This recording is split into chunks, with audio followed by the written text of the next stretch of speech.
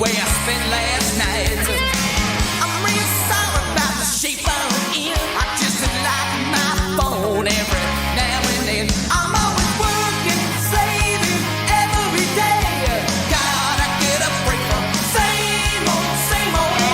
I need a chance just to get away.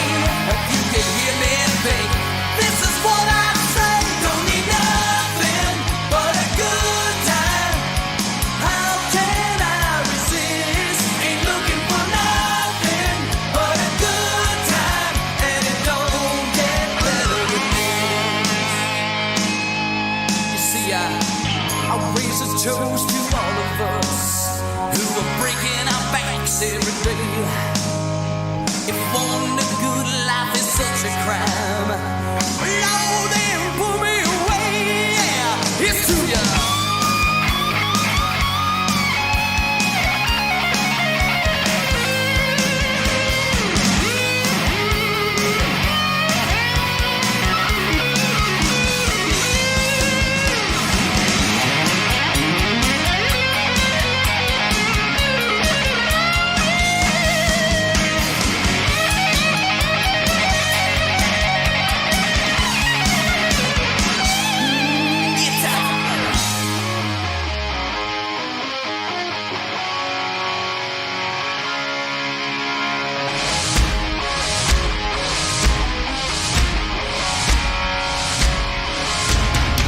Don't need nothing but a good time. How can I resist? Ain't looking for nothing but a good time, and it don't get better than this. Don't need nothing but a good time. How can I resist? Ain't looking for nothing but a good time, and it don't get better than this. Don't get better than this.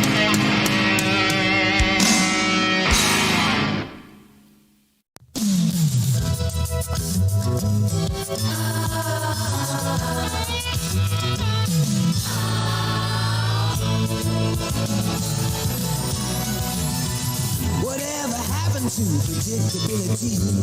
The milkman, the paperboy, evening TV. Did I get delivered here? Somebody tell me, please. So what's confusing me? Clouds as mean as you've ever seen. Ain't a bird knows your tune. Then a little voice inside you whispers, don't sell your dreams so soon. Everywhere you look, everywhere there's a heart, there's a heart. I hear to hold on to. Everywhere you look, everywhere there's a place for somebody who needs you. Everywhere you look, when you're lost out there and you're all alone, life is waiting to carry you home. Everywhere you look, everywhere you look, you're right out. This is, do you know what independence looks like, bro? You're staring at it. Yo, yo, yo, yo, what's up, everybody? Happy Monday. Welcome to episode number 50 of the Midday Show. I didn't even realize it was episode 50 until I sat down to set up for the show. What are you talking about mute? Why are you talking about unmute? What are you saying? Stop fucking with me. It's Monday morning. Yeah, I didn't even realize it was episode 50 until I sat down to do this. So I should have planned something. I can't believe we've done 50 of these things. How is it even possible that you guys have sat through 50 of these shows? I mean, I'm sorry. I don't know what else to tell you. No, but seriously, thanks to all for being here this morning. What a great weekend of football. I hope everyone had a good weekend. Well, if you're a Miami fan, you didn't have a good weekend. But I had a good weekend. Some big games coming up this week. I was looking at the show schedule. Let's see here. Now, look, I mean, it goes without saying. So Saturday night, the 7:30 primetime Clemson versus NC State game is the best game of the week. In my opinion, obviously I'm biased. But game day agrees with me. But there are some good games during the afternoon. So I am streaming, clearly, the Clemson and NC State game on YouTube.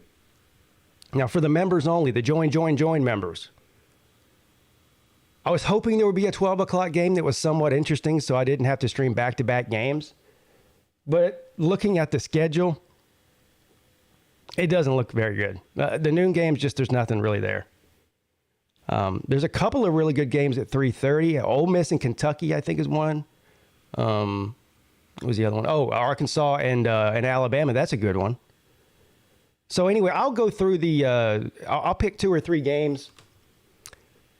And of course, like I always do, I'll put up a poll for the join members, the channel members, to vote on to do a members only stream.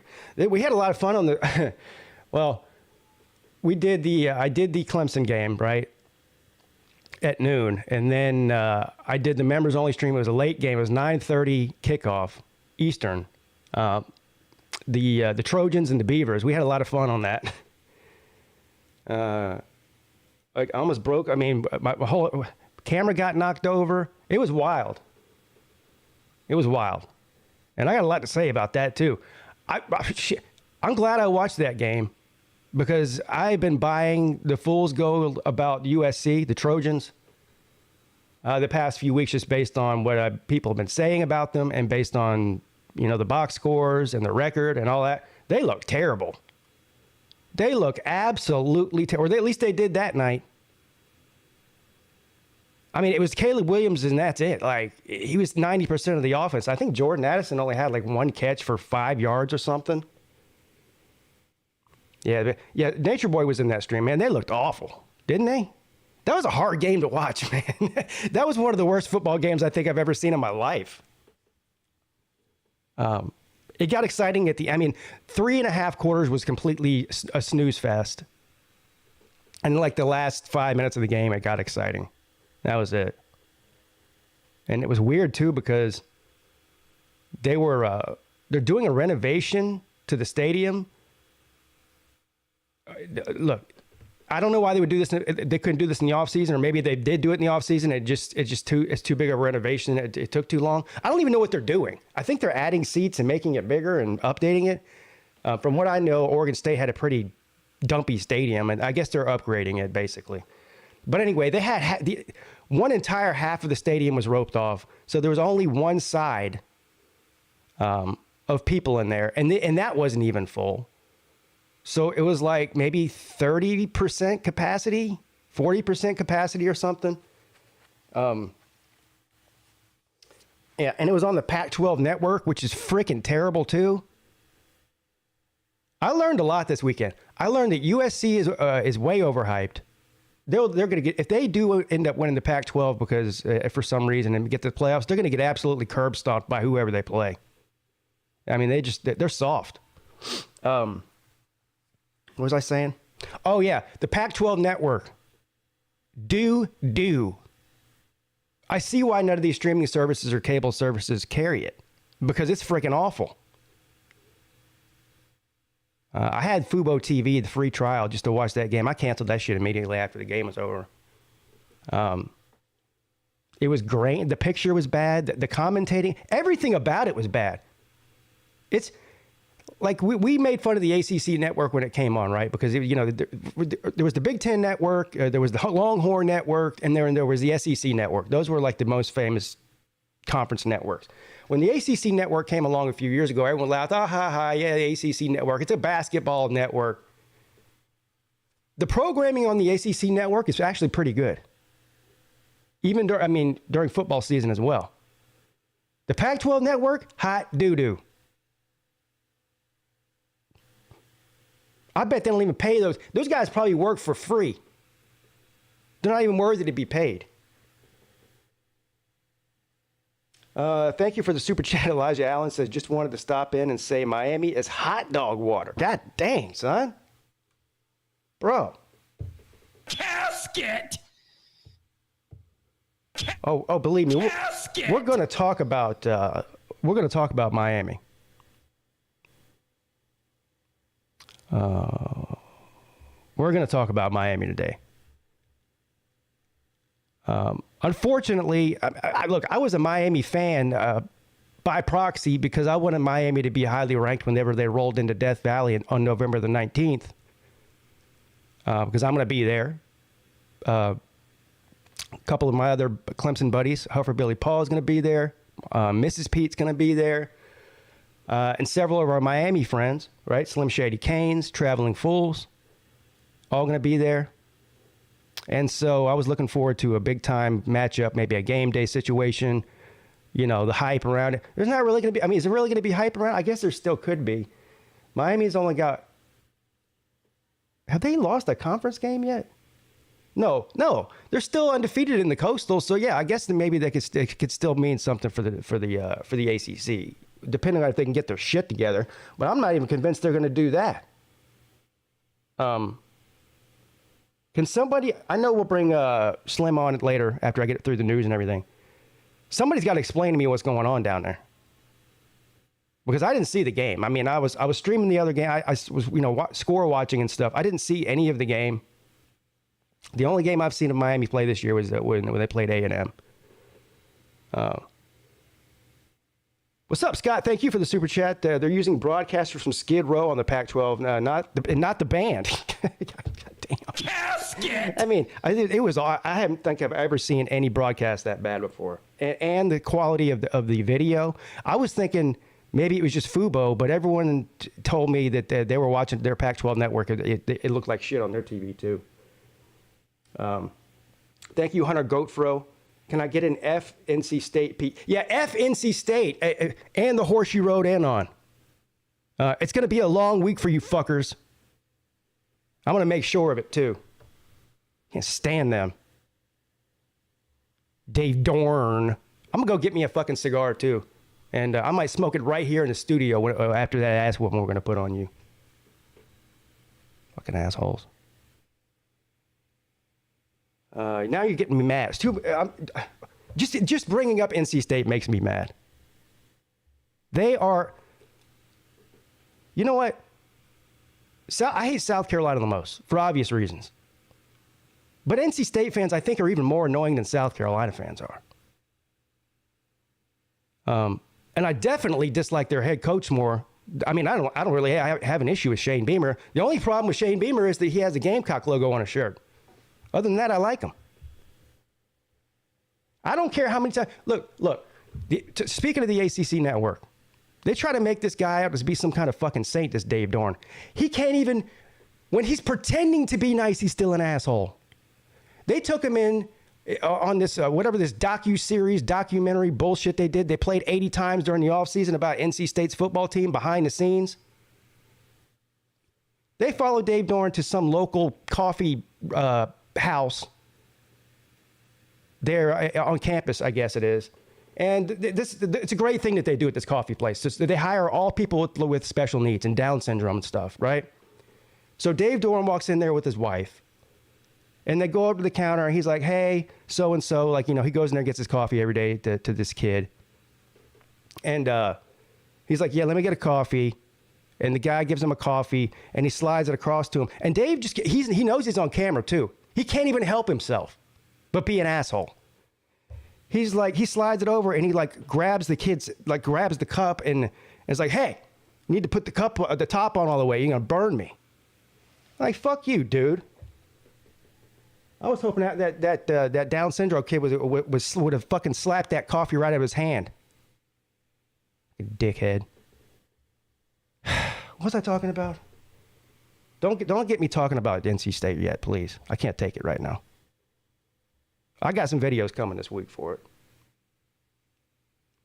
I forgot where I was. Oh, real quick, I don't want to forget to do this. I'll get to the chat in a minute, and then of course to the news, and then we'll open up the StreamYard. Special shout out. I don't know if Traveling Fools is listening or not. A lot of times he listens to the midday show, but he doesn't. He's working, so he can't really participate in it. Traveling Fools sent me these. Well, He belongs to some Amazon thing where he gets like free stuff or highly discounted stuff. I don't even know what it is or how it works, but that's what it is. And so they sent him these really, really nice lapel microphones for iPhones. So this is, I mean, it's like I put the little wind guard on there, but yeah, I mean, it just clips to your shirt or it has a magnet. So it's a really nice microphone. It's portable, and there's two of them in case one of them goes dead. And this receiver thing right here just plugs into the bottom of your iPhone if you have an iPhone. So he sent me this just out of the blue because he got it and he doesn't have iPhone. I have an iPhone.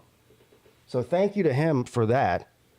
This will help now that the weather's improving, I can start doing my walking and talking videos again. I didn't do it during the summer really because it's just too goddamn hot to be walking around making videos in 110 degree weather. But now that the weather's improving, those microphones right there will come in handy big time on my walking and talking videos, because a lot of times there's been several walking and talking videos that I did where the wind was just out of control and you could hear it on the, the phone microphone, and it sounded bad. So that'll be great. So thank you, sir. You're amazing and fantastic. But you already know that. Okay. We got a lot to talk about today. We got some games from last week. We got games coming up this week. We got the top 25 came out yesterday. We got DJ Uwe Ungalale, the ukulele, as they affectionately refer to him as. I can't even believe after DJ right now, statistically and otherwise, is one of the best quarterbacks in the country. Like top 5, like top 3 maybe. If you don't believe me, we can look him up.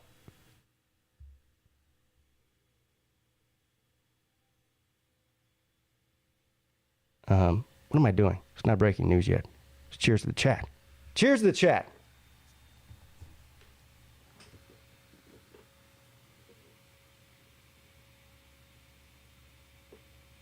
Yes. Well, Matt Dummett's here. Kevron Harris, Luke Walker, Miyagi Fan Karate, Chase Woods says, morning. Man, that game's looking more interesting, isn't it?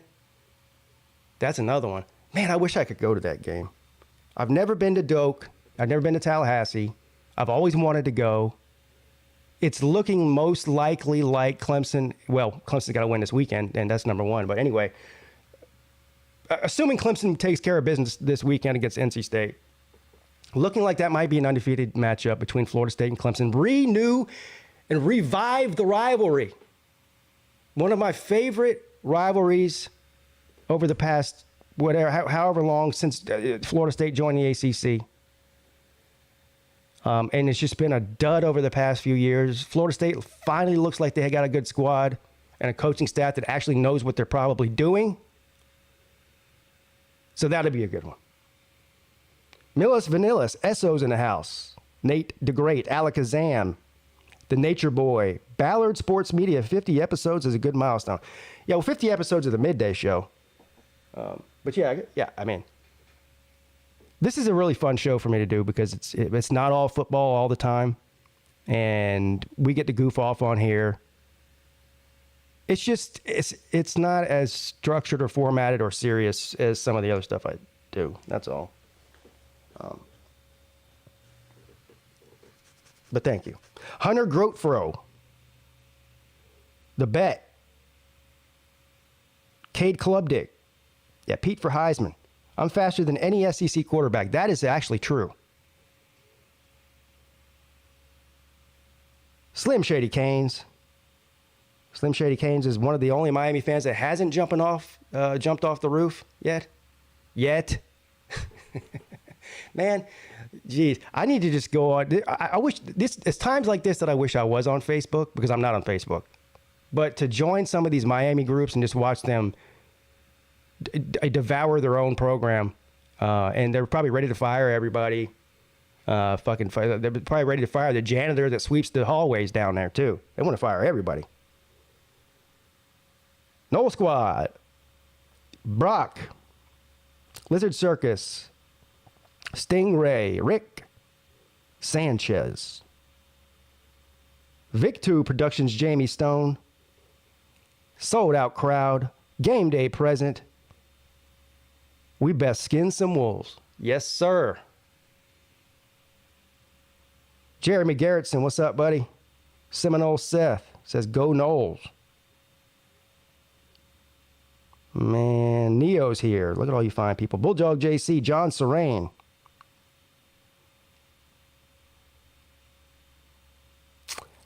Rick Rick wants to know, have I watched the Dahmer Netflix series? So the funny thing is, well, it's not necessarily funny at all. It's just fact. I sat down last week, one night, and turned it on. I watched like the first 3 episodes or 2.5 episodes, and I turned it off, man. Now look, the guy who plays Jeffrey Dahmer is a great actor. He's in a lot of the if you watch American Horror Story, which American Horror Story is friggin' great too. But anyway, if you watch that, he's in a lot of those episodes. That guy, I don't even know what his name is, but he's a really great actor. But it's very rare. It's like, I don't get scared about movies and shit, but there's something about that whole thing that just creeps me out. Like, I couldn't watch it anymore. It was just creeping me out.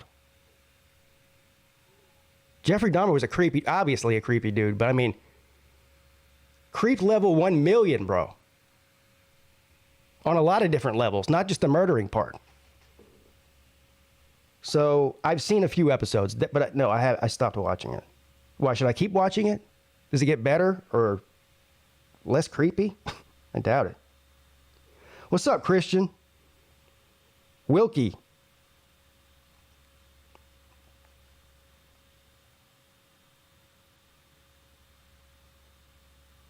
You think Wake beats Florida State this week? Yeah. At this point, I hope that they don't. I hope that Wake doesn't win because, I want Florida State to be undefeated when we play them. I really do. And I also think that Clemson gets everybody's best shot. And I think that game for Wake last week, they might be a little bit down this week. Emotional loss at home, double overtime. I don't know where the game is. Is it in Tallahassee or is it in Wake Forest? I don't know. What's up, Fireball? Pastor Dave, what's up, buddy? Click and bait, dude.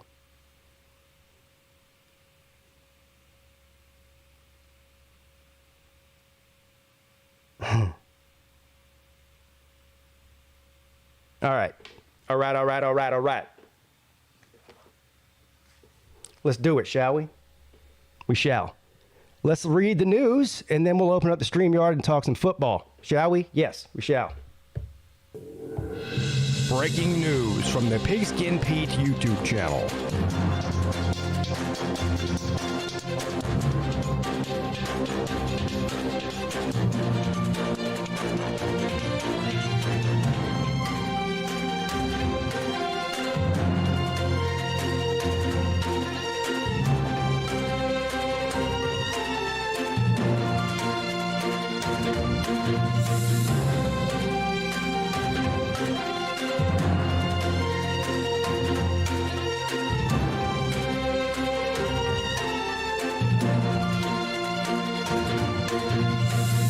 Yeah, so first things first, I forgot to mention this in my intro. This is a big deal. This hurricane Ian, that's going to make landfall most likely around Tampa and then bring a shit ton of rain and wind through the entire East Coast. Guess when? Yeah, that's right, Saturday. I think it won't be a hurricane by then, but whatever the tropical storm, whatever the worst part of it is supposed to be right in smack dab in the middle of the state of South Carolina, Saturday afternoon and Saturday evening, which is obviously when Clemson plays NC State. So that's an interesting thing. They won't cancel the game. Hell, I went to a game in a hurricane there, and when they played Notre Dame in 2015, it was an actual hurricane. The one good thing about Clemson's field is the drainage system they have in that thing is friggin' amazing. It's amazing. So the field won't be an issue. The field will be in good shape no matter how much rain they get or don't get. Now, the wind might be an issue. And obviously, it'll be an issue for the comfort of the players and fans if it's, downpouring the whole time. But that obviously changes the game plan if it's terrible weather. Seems to me that the team that can run the ball better is going to benefit the best in this matchup if it's pouring down rain.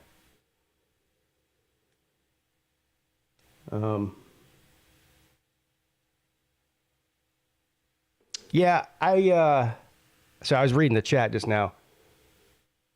Is it better than Oregon State's field? I don't know. Is Oregon State's field bad? I don't know. But I was impressed when I went to the Notre Dame game, and I don't know how many inches of rain they got that day and throughout the game. I mean, it was pouring down rain for hours and hours and hours. But the field looked immaculate. It looked immaculate. So, anyway, by the way, yeah, I mean, thinking about anybody who's in the path of this thing, we got any viewers on here that live in that area? Fish and Football lives down there, doesn't he? Somewhere in that area? I know Neo and Lizard Circus are moving there. I think they're supposed to move there this weekend. It might not be a good weekend to move down there. You got a hurricane on the way, bro.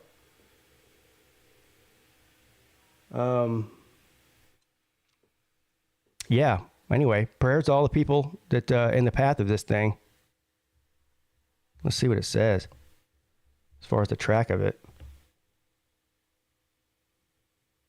I know firsthand what it's like to be, I mean, being on the coast here in Charleston my entire life, been through so many different hurricane scares and actual hurricanes themselves.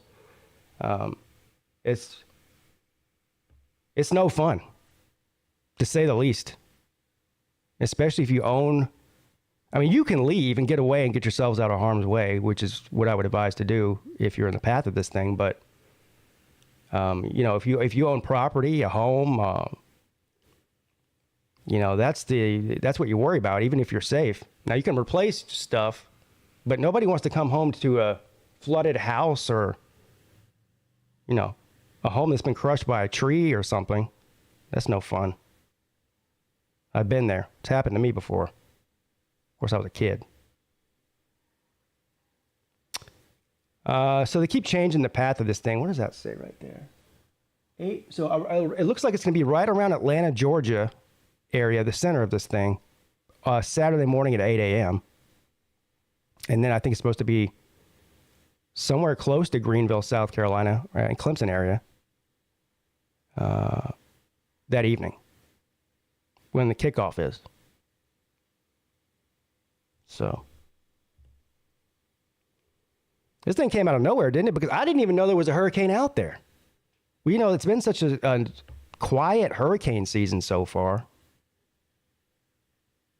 There really hasn't been any named storms that I know of that have come anywhere close to the East Coast or the Gulf or anything. And then all of a sudden, Mrs. Peete yesterday, she goes, "Did you hear there's a hurricane about to hit?" I go, "What?" So I looked it up, and I was like, yeah, well.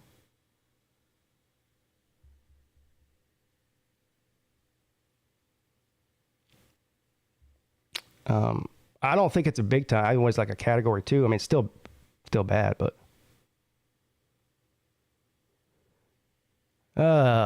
This is a good story. I saw a clip of it. You guys have to excuse I should use my cough button here. I've got allergies. And every fall, at the beginning of the fall, I woke up this morning, my eyes were like red and itchy. So I'm like, my throat's like messed up. Anyway, Aaron Rodgers says he saw something on Buccaneers Jumbotron that helped Packers win. So I don't know what this means, but Packers quarterback Aaron Rodgers hinted after Sunday's win over the Buccaneers that the big screen in the Bucs Stadium showed the Packers something that gave them some key insight in the game's final moments. After the game, Fox sideline reporter Tom Rinaldi asked Rodgers why he was talking to head coach Matt LaFleur as the Packers defense was on the field before the Buccaneers attempted the game-tying 2-point conversion. Rodgers gave a cryptic answer that hinted that he saw something on the stadium screen that let him know what play the Bucs were going to run. Well, they showed it on the previous play too, Rodgers said. It was a delay on both plays, But sometimes you see things in the game. Sometimes the Jumbotron shows you things they probably shouldn't show, even at home. I saw something and I just passed on the information. What did Rodgers mean by that? It's not clear, but social media is abuzz with the interpretations of what Rodgers saw. Tom Brady and the Bucs coaches strategized on the sideline on the Jumbotron that Rodgers figured out what the Bucs were going to do from what the Jumbotron showed. If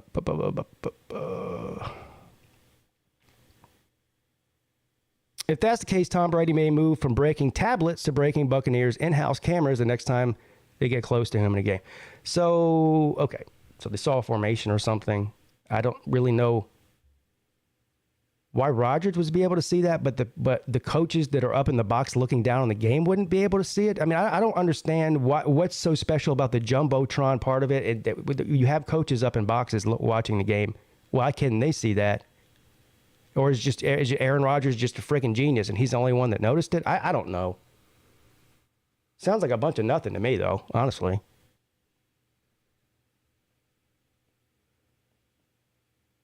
You blame the hurricane on Miami's doo-doo loss. God damn. Man, Miami fans are going to get hey, I almost feel sorry for them.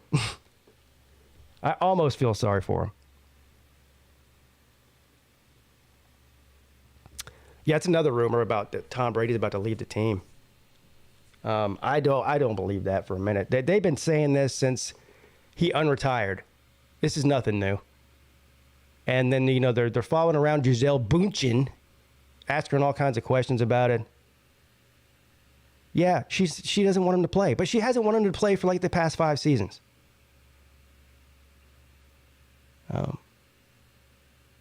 Tampa Bay right now I think they're in first place in the South, the NFC South. I don't see them walking away as long as they're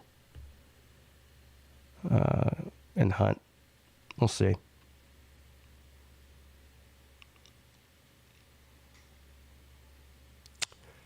Lots of sports headlines this morning. But this one here, submarine makes grand discovery under Lake Ontario.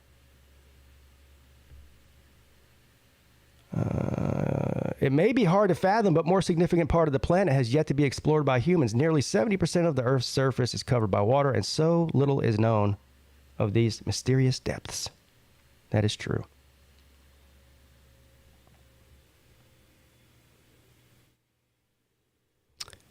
I just want to see what they found. I don't care about all this bullshit. What'd you find? I'm already mad at this article. It's one sentence and then add, one sentence and then add. Yeah, go fuck yourself. You know what? I don't care what you found. Go find a different person to watch or read your article. How about that? A massive top 10 shakeup in the latest USA Today Sports Coaches Poll. Coaches Poll, the most meaningless polls out of the history of polls. I don't even know why they still do a coaches poll. Honestly, it's completely irrelevant. I mean, I know the argument is that the AP poll is irrelevant too, but yes, that is true. The only poll that matters these days is the college football playoff poll. But, shocker, the people that are voting on the CFP, pay attention to the AP poll. All right, what do we got here? Georgia, Alabama, Ohio. What is this, the coaches poll or the AP poll? USA Today coaches poll. All right. Georgia 1, Alabama 2, Ohio State 3. See no problems there at all. Michigan, Clemson, Southern Cal. Apparently the coaches don't have Fubo TV and the Pac-12 network. Because Southern California is not a top 10 team, bro. Look, if Southern Cal is a top 10 team, then college football is in a world of shit right now. Because there might only be 3 good teams. You know all the people that say that there's only 3 good teams or 1 good team every year? They might be right. If Southern Cal is the 6th best team in the country, then the college football's got problems right now. Because what I saw looked pitiful.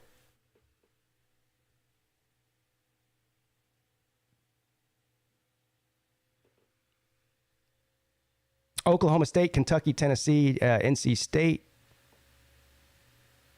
Ole Miss, Penn State, Utah, Baylor, Oregon. That's the top 15. Oklahoma down to 16 after losing to Kansas State.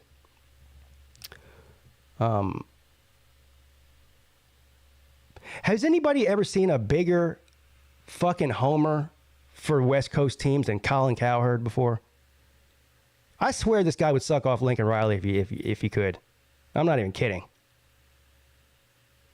He was trying to make some weird comparison between Southern Cal this season and Oklahoma, basically dogging Oklahoma for losing to Kansas State, and how USC's 4-0. I'll tell you this right now. On a neutral field, if the game were played this weekend on a neutral field, Oklahoma would be favored in the football game. Because Vegas doesn't give a shit about your homerism, Colin.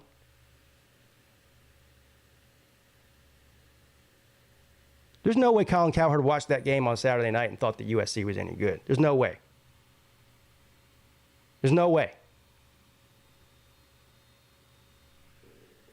I don't know. Maybe they are better. Look, Volusia says they suck this weekend. Maybe they are better than what I saw. Maybe they just had a bad night or something. I don't know. But from what I saw, everything was bad, except for Caleb Williams.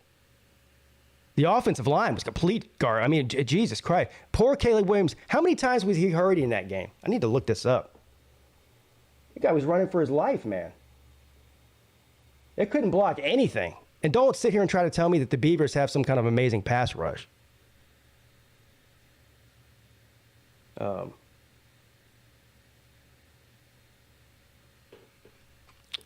Coach's poll. I don't even know why I'm looking at that. What a waste of time.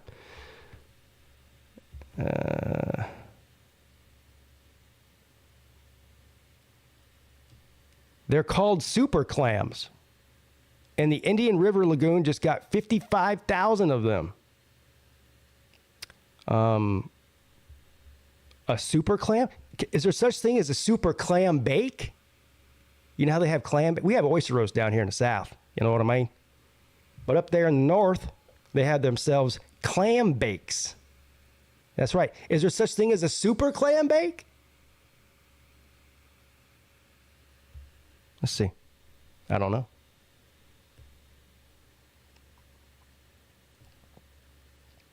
The long embattled Southern Indian River Lagoon just got some support from this month from what could be a promising solution to pollution problems. They're called super clams.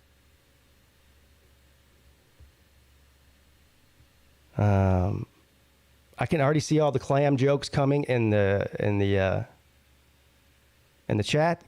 Incoming 3, 2, 1. About 20 volunteers from a coalition of Florida environment nonprofits planted 55,000 of the marine animals into Martin County's stretch of the lagoon on September the 10th. Like oysters, hard clams are filters for dirty water. They siphon out harmful algae, nutrient pollution, and nitrogen and phosphorus and other pollutants. Clams can filter up to 4.5 gallons each day. Now, here's a question that should be asked by people who love clams and oysters and whatnot, like myself. If they're filtering out all these toxins and harmful shit, when you eat the oyster or the clam, are you eating the toxins and horrible shit? Can somebody tell me that?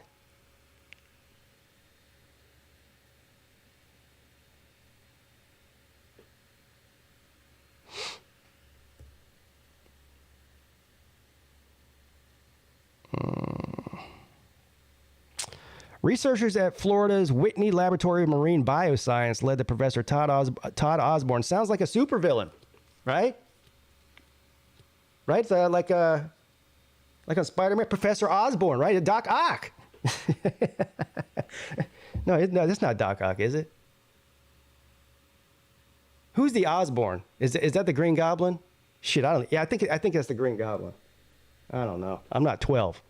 Professor Todd Osborne sourced the lagoon and found fewer than 50 individual clams that had survived an onslaught of nutrient-rich polluted waters and bred them with each other. So they're breeding super clams. The result is brood stock that is more resilient to its harsh ecosystem, ensuring a better chance of survival and possibly even cleaner water. So there is a picture of a super clam. And so they bred these super clams in a laboratory. Science, bro. And then they put 55,000 of them in the Indian River Lagoon. So good for them and good for Doc Ock. Super clam bake, bro. What's up, big dog Brett? Basically GMO clams, yeah.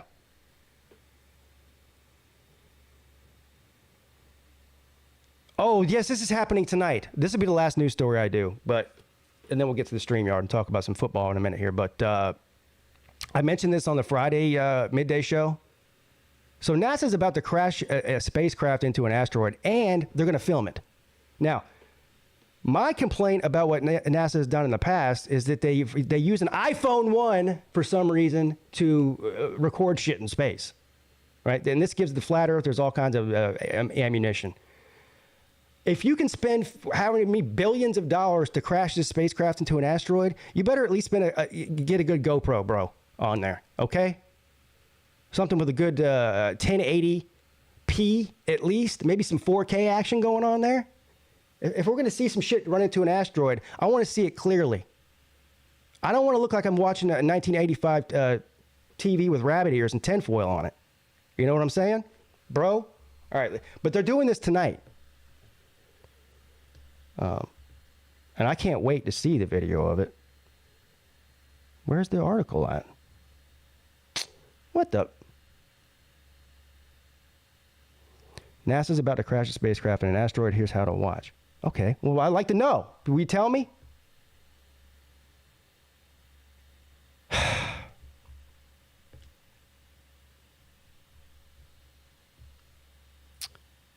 Okay, so here's a little diagram-y thing here. You've got two asteroids. One of them orbits the other one. So I don't even know how you pronounce this shit. Who names these things too, by the way? Didymos is the big one. And then Dimorphos is the small one that orbits around the big one. You can see here.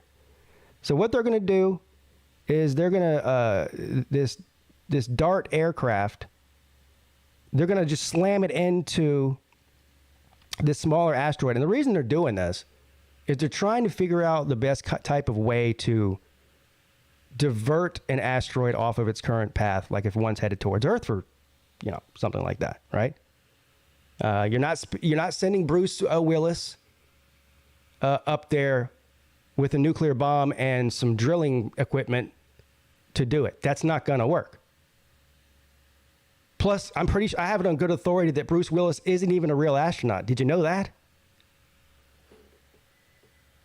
So anyway, they're going to slam this thing in there. Now here's this thing over here on the right is going to detach from this deal before it makes impact, and it's going to record it, video record it. And then I'm assuming they'll shoot that video back through some signal back to Earth, back to NASA. And like I said, I'm really looking forward to seeing this as long as it doesn't look like it was shot on an iPhone 1. That's all.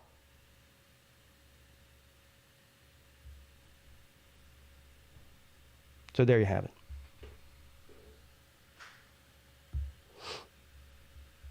Let's get to the StreamYard. Man, we got a full house, bro. Got a lot to talk about this morning. Condolences. We got Slim Shady Kane. We got Luke Walker, another losing team. Volusia Orange, he's a winner, like me. Nate the Great, also a winner. Big win over Maryland. And Jordan Culberson, also a winner. So, unfortunately, Luke and Slim, you're the only losers today. Man. Well, first of all, Aaron Rodgers needs to shut the fuck up and go fry his brain some more with some goddamn mushrooms. Chris Godwin, Mike Evans, and Julio Jones were out of the fucking game. That's why you won. Is that what he saw in the Jumbotron? A bunch of guys missing? I think he So is this like Alabama's injured receivers? Yeah. He finally realized it in the fourth quarter that those three weren't there. And he's like, oh, look. He's got nobody to throw to but Tyler Johnson and a 4-foot Scotty Miller. Oh my God. But that's your Why do you- brain on drugs, kids. Why do you have a problem with Aaron Rodgers using mushrooms? I just think he's a fucking moron. I don't have a problem with it. You do? Pretty good quarterback. I think it's great. I think he's frying his brain and he's going to be drooling into his Fruit Loops by 55. But whatever, that's your choice. No, he's not. I think it's great, and ayahuasca is awesome, and it's not mushrooms, but whatever. In any case, Yeah. I'm with Volusia on He's this. frying his fucking brain and he's an idiot.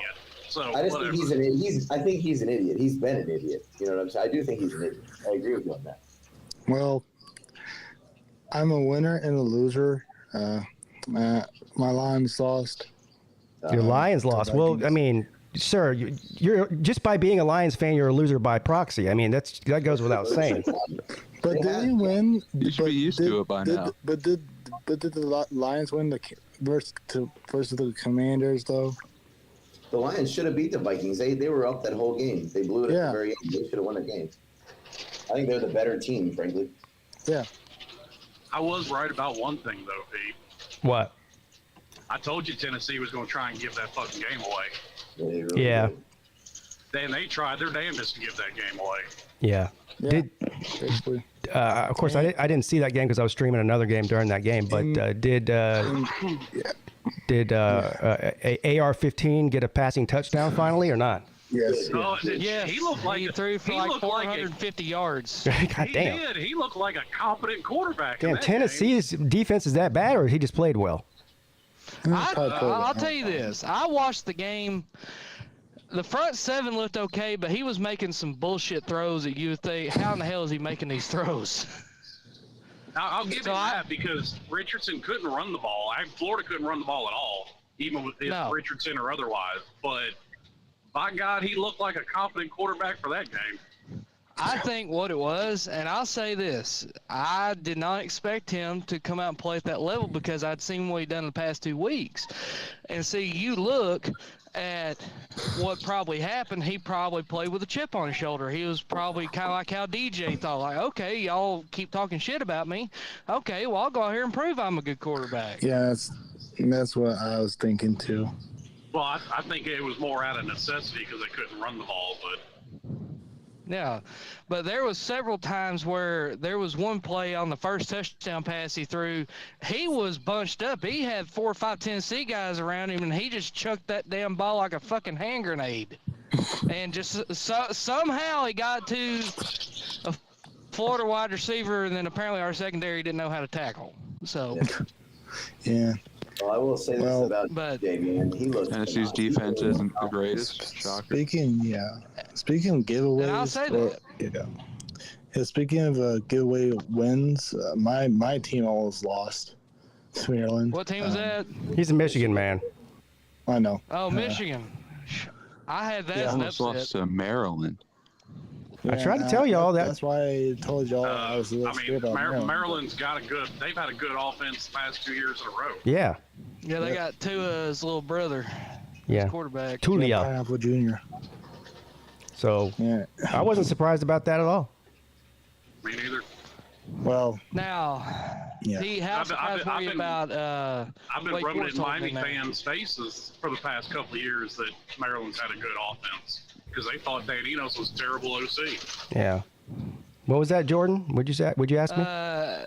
So, do you feel now? Do you feel like it's kind of like what he was saying about Anthony Richardson? Do you think Wake Forest played the game of their life, or do you think that Clemson played bad? Well, no, we had 3 starting players in our secondary. Yeah, our 3 best secondary players are out now. But look, it's still an issue because we have depth issues in secondary. But we knew that coming into the season. But yeah, with Makuba out and Sheridan Jones out and Malcolm Green out. As well, yeah. So look, man, what Wake Forest also has a good offense. Yeah, they have a good offense. Big receivers. Wake Forest usually doesn't have receivers that look like that. They got little tiny guys like Greg Dortch and guys like that. These A.T. Perry, those guys are big. Man. They found a weakness in Clemson's defense and just attacked it over and over and over again. There's nothing that we could do to stop it. And but so Carolina Wake Forest game. Not every team we play is going to be as good as Sam Hartman and those receivers are. And of course, hopefully we'll get our guys back. But outside of that, Clemson, I mean, offensively, I couldn't ask for really anything more than what I saw this weekend. If they play like that every week, making plays and DJ fighting came for to balls play. and catching balls, it was amazing. Like, Man. for stepping up, man. Because to be honest, Pete, like that was the position group I was most worried about, much more so than even DJ this year. Was our receivers were playing like shit. They weren't trying, no separation. They made great plays this game. Yeah, man. Has DJ been the second best quarterback in the ACC so far this year? It's not Tyler Van Dyke. I know. I was reading earlier. He leads the nation in third down. He's going to be just fine. He leads the nation in third down yardage. The entire country. I think that Clemson as a team is like second or third in third down conversions in the country this year. Who's third down conversions this game, which is a school record? Yeah. They're averaging around 500 yards of offense a game. DJ is averaging close to 400 yards passing a game. I mean, look, I don't really know what else to say. The tight ends, big time, was something we haven't seen since 2016. Not only do we have one, we have two guys that can make plays in the passing game at tight end. So I'm excited about the offense. Really am.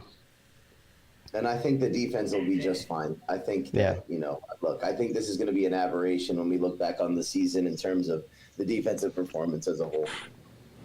Yeah. I don't necessarily think it's going to be an aberration. I think your defense has got talent.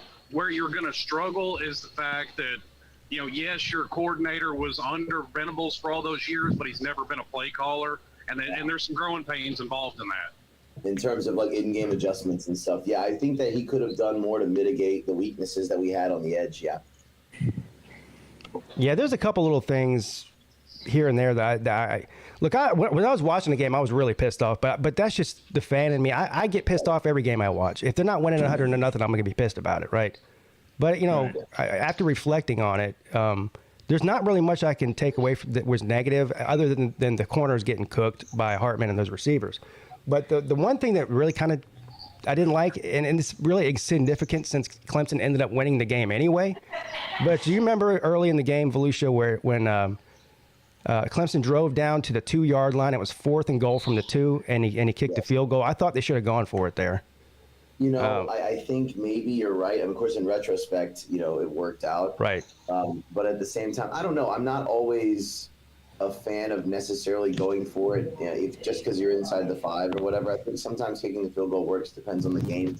I don't know. It's really sort of hard to second guess in terms of that particular decision. I was annoyed with it at the time too. But then again, we've seen this year where we don't have the greatest offensive line.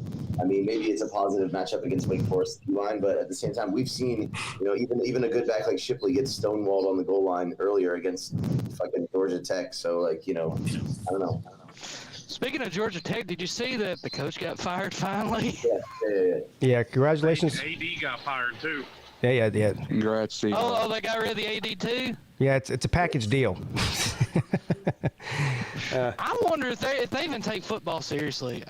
They might be the Vanderbilt of the ACC. This is a critical time for them. They need to start taking it seriously, or they're going to be, with all this conference realignment going on, they're going to be left in the dark. They're going to get left behind. Yeah. They'll probably be an FCS school. Yeah, well. Let's see who they hire. I mean, it's not going to be Dion, but let's. No, hell no. Yeah, Dion's coming to North Carolina. Did you see the rumors about the new athletic director? They want Graham Neff. I can't even take that seriously. No, why would he do that? I don't know. Exactly. What? No. Who's that? He's the athletic director for Clemson. Oh, yeah. Not Listen, Georgia Tech. Mac Brown would be a great athletic director. So, everyone's waiting on bated breath to hear Slim explain what the hell's going on in Miami, son. Yeah. What is going on, man? To sum it up in one word, karma. He really?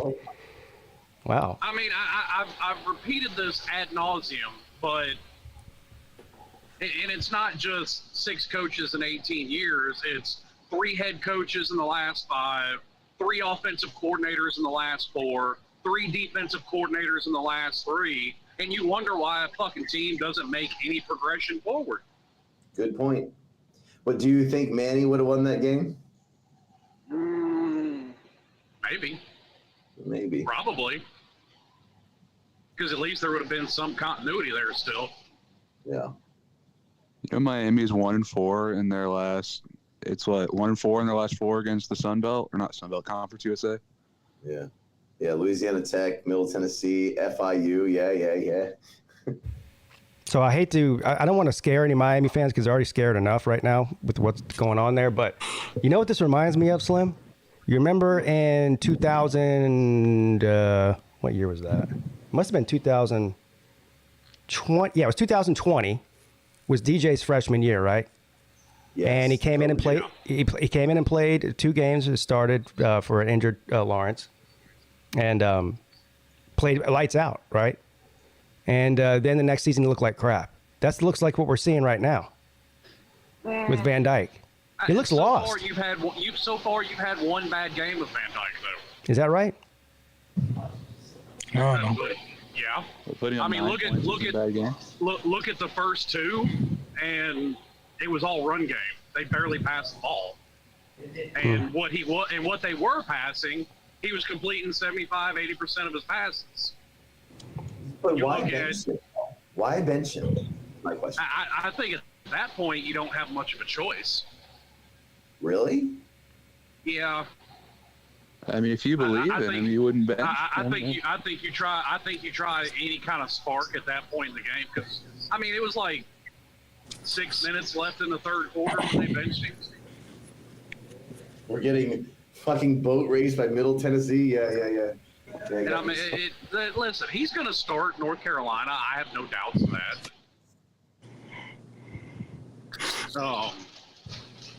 But that's really the only thing you can point to where you can say, okay, he's had a bad game, because it was plainly obvious with 13 drop passes against A&M that wasn't on him.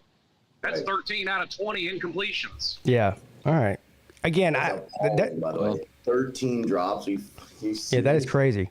That's the only game I've actually seen them play this year. So other than that, I'm just like listening to what people say and watching highlights and stuff. So At A&M, he had 4 or 5 passes where you could say it's on him. They were off the mark. He had another 2 or 3 that he threw away to avoid taking a sack. Okay, no problem. I'll take that. And then the other 13 were all drop balls. And I mean, and I'm not talking, receivers having to lay out for them. I'm talking hit people in the face mask, hit people in the numbers. Yeah.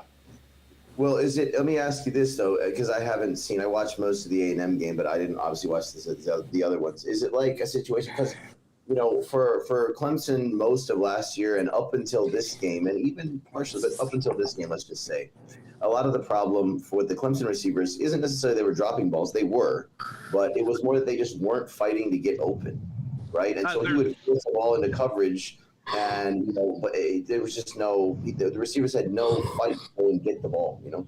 There's definitely some of that to it, and in this game in particular, they didn't get a whole bunch of sacks.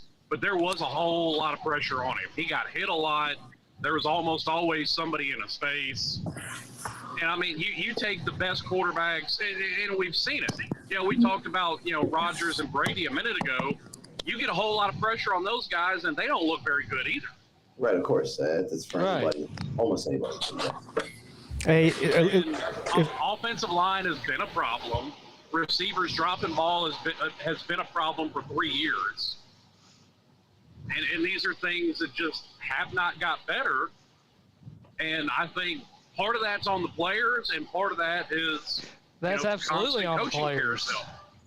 Oh yes, because and Miami fans have lambasted me for this, but all these guys are 4- and 5-star wide receivers. You don't come to college to learn how to catch the damn ball if you're a 4- or 5-star receiver.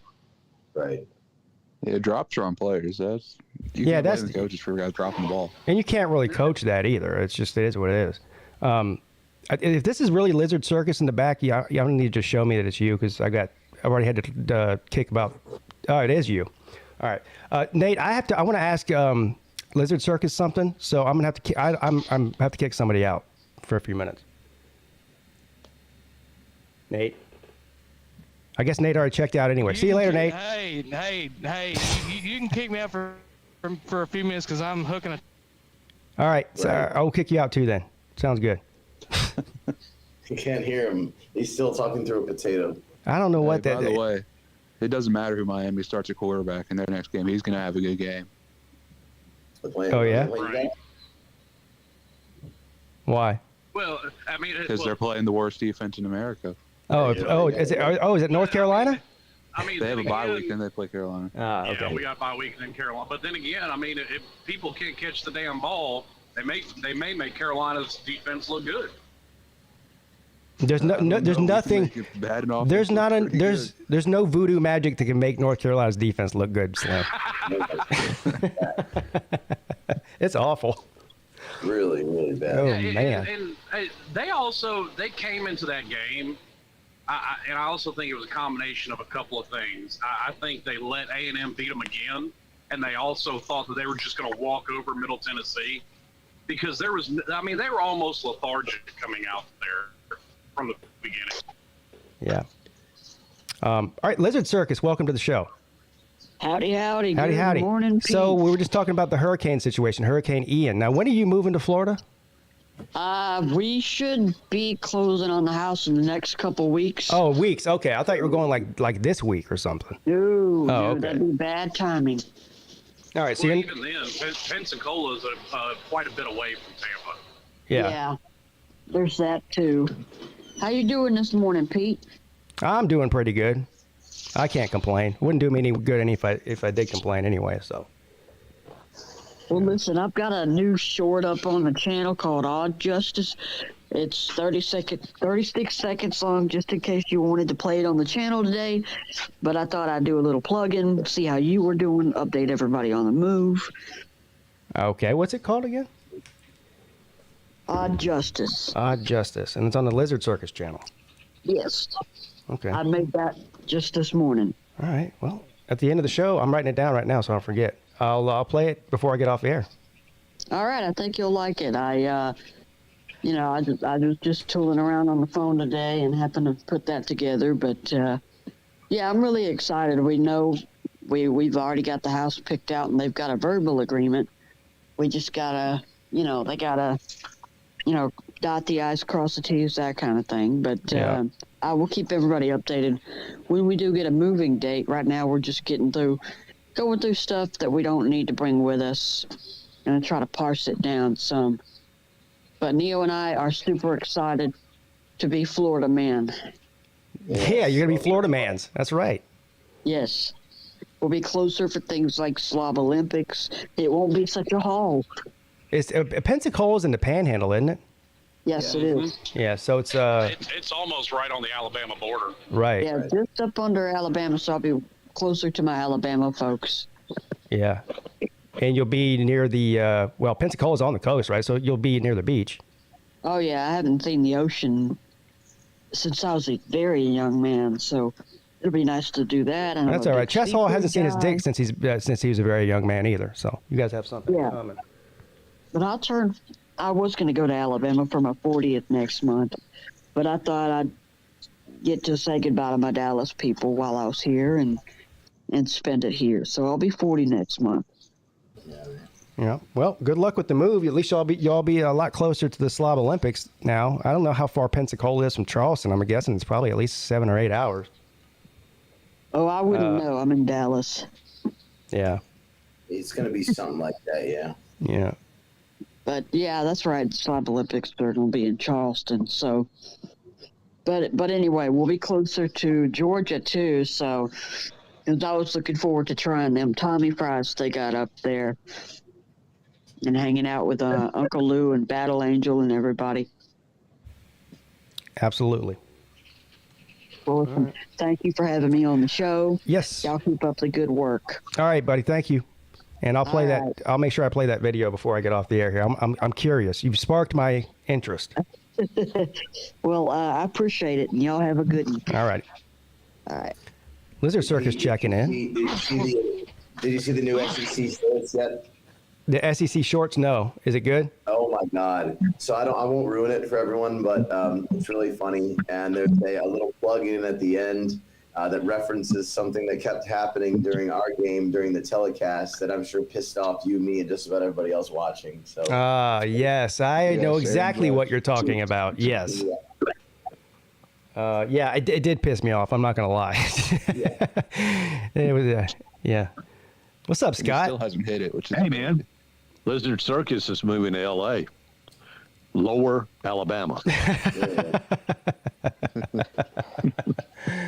That's what the Panhandle's known as. Actually, it's moving to a beautiful place. Oh, see, I've never been there. I was about to ask, what kind of town is it? Is it nice? Is it dumpy? Is it like a beach town, or what is it like? It's a military town. Oh. I think it's Air Force is there. It's what? Yeah. Slim was breaking up. I don't know what he said. Yeah, it's an Air Force town. I mean, like Eglin Air Force Base is near Fort Walton. Well, no, it's a Navy town. That's where the JAG Corps is headquartered. Okay, you're right. Okay. I'm thinking Fort Walton because it's got Eglin Air Force Base there. But beautiful, pristine beaches there. I mean, the whole Panhandle is really beautiful beaches down in that area. I mean, just turquoise water and white sandy beaches.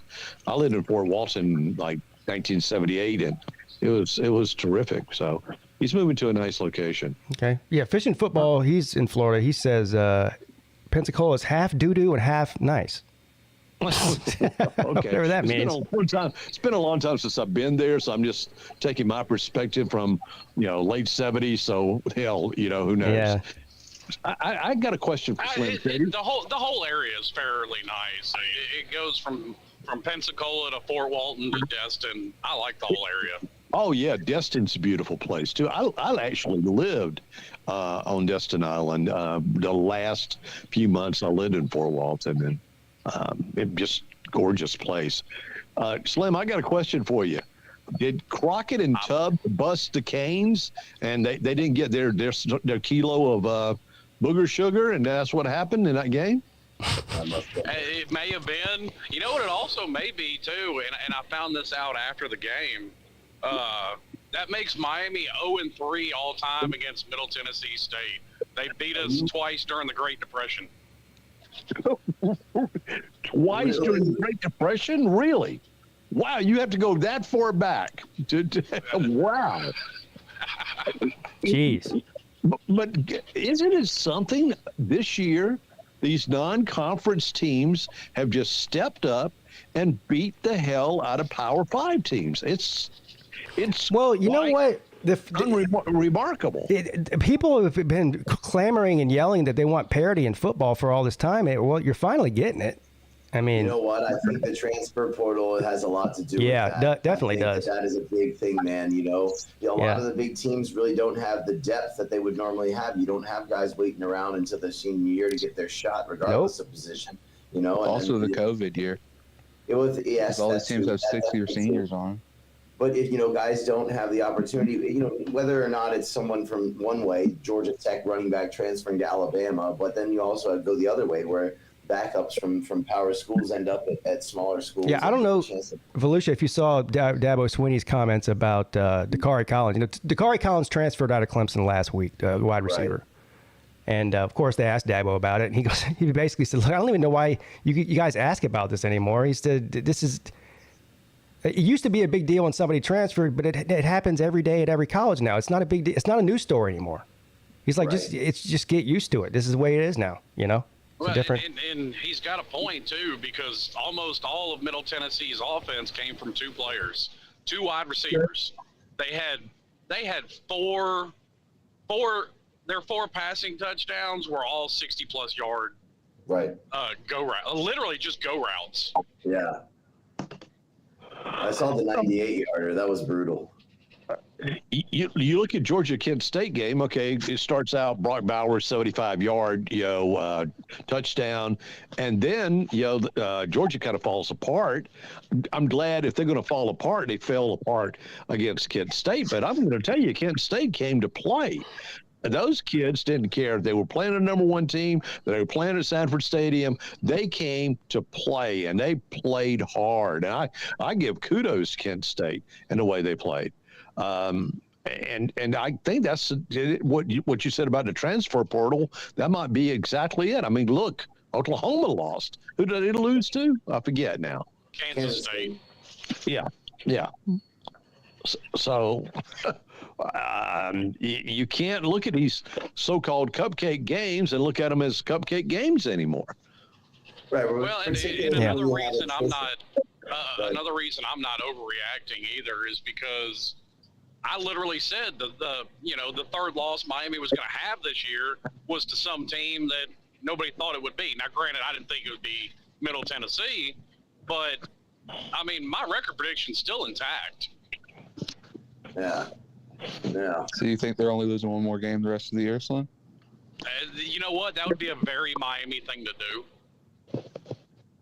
The Miami thing to do would be to win. To lose two more games in a row than beat Clemson. Do you honestly think, though, that Middle Tennessee is a better team than Miami? No. Nobody thinks that. No. Yeah, they just didn't get a cute little word this weekend. They went up. Yeah. Now, I think, and I alluded to it when I first came on, I'm gonna put out a video either tomorrow or Wednesday. I'm gonna steal Pete's format since he's stealing jackpots. My own little state of the program, state of the fan base, whatever you want to call it. But yeah, I can go ahead and tell you, I'm gonna catch a lot of hate in this one from the Miami fan base because a lot of it's gonna be directed at them. Right. And jackpots is just a self-therapy session, is what it is. No, so I was in his chat the other night. Well, I guess it was last night, and somebody he mentioned Jackpot mentioned me for some reason. I don't know what he was talking about, but somebody in the chat said, "Fuck that Pigskin Pete. He stole your whole format." I go, "What format?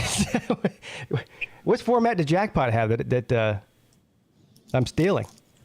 I thought it was funny, so I posted it on the community page, But yeah, what you're going to find, Slim, and I know you don't care, and I don't either, is that when you do that state of the fan thing like I do, you're going to piss some people off, but I know you don't care. So. I think we lost Slim. Did we? Yeah. Temporarily. Oh, there he is. Sorry. Yeah, I heard you. And you're absolutely right. I could care less about pissing people off. Yeah. It's not too many new ideas out there. Everyone steals from everyone. Believe me, I've been in the radio industry for 50 plus years. This is the industry that steals from every damn body. I've heard it put best from a guy from Kentucky. Stealing from one person is plagiarism. Stealing from multiple people is research. Yeah, that's right. I mean, everybody on YouTube. Actually, if you steal from somebody, it's really flattery on the person you stole it from. And everybody on YouTube gets accused of stealing from people, but I've been doing a college football YouTube channel as long as Jackpot has, maybe even longer. Originally, Jackpot didn't do college football; he did the scratch-off ticket thing. And reviewing fast food restaurants. Yeah, and so when I came along in 2017, when I first started doing videos on YouTube, I found Jackpot almost immediately because he was a South Carolina guy. But he wasn't really talking about football much back then. But anyway, I've been doing the call-in shows and the game streams and all that kind of shit for a better part of 5 years now. So I don't know who I stole it from. But question: you said you used to review. At the end of the day, all you're doing is sitting down and talking about how you feel about the game as a fan. I mean, this is not some sort of exactly intellectual property, dude. Yeah, it's not groundbreaking. Right. It's not a groundbreaking concept. No, it's not. Oh. No, where I'm gonna be copying everybody or some people is I'm gonna wear a hat and sunglasses. Oh yeah, that's the other one. Yeah, I learned real quick on YouTube. Uncle Lou, you. Yeah, I learned real quick on YouTube that Uncle Lou invented sunglasses and hats. Nobody ever wore sunglasses and hats before Uncle Lou came along. Yeah, no. Carolina Jackpot used to review fast food restaurants. No, he still does. He's got a second channel. Yeah. Does he really? Okay. Yeah, it's what's his second channel called? By the way, I'll give him a plug since we're talking about him. What is Jackpot's second channel? I know I'm subscribed to it. It's not subscribed to his main channel. It's called something completely different. Like he doesn't talk about football at all, and he doesn't have the same. He doesn't call himself Jackpot or anything. It's a totally different deal. Well, he still does some of those restaurant reviews on his main channel. Rockabelly, I think it's Rockabelly 843. Maybe that's the area code. Rockabelly 843. Something okay. like that. 803. It would be 803. Columbia. Yeah. Yeah. Okay. Well, he's not from Columbia. Oh, he's not. No, he lives up in Taterman country. He lives in the Greenville area. There's more Miami Hurricanes. Yeah, there's more Miami Hurricanes YouTubers in Columbia, South Carolina than there is Gamecock YouTubers. Yeah, isn't Alonzo in Columbia? Yeah, he is.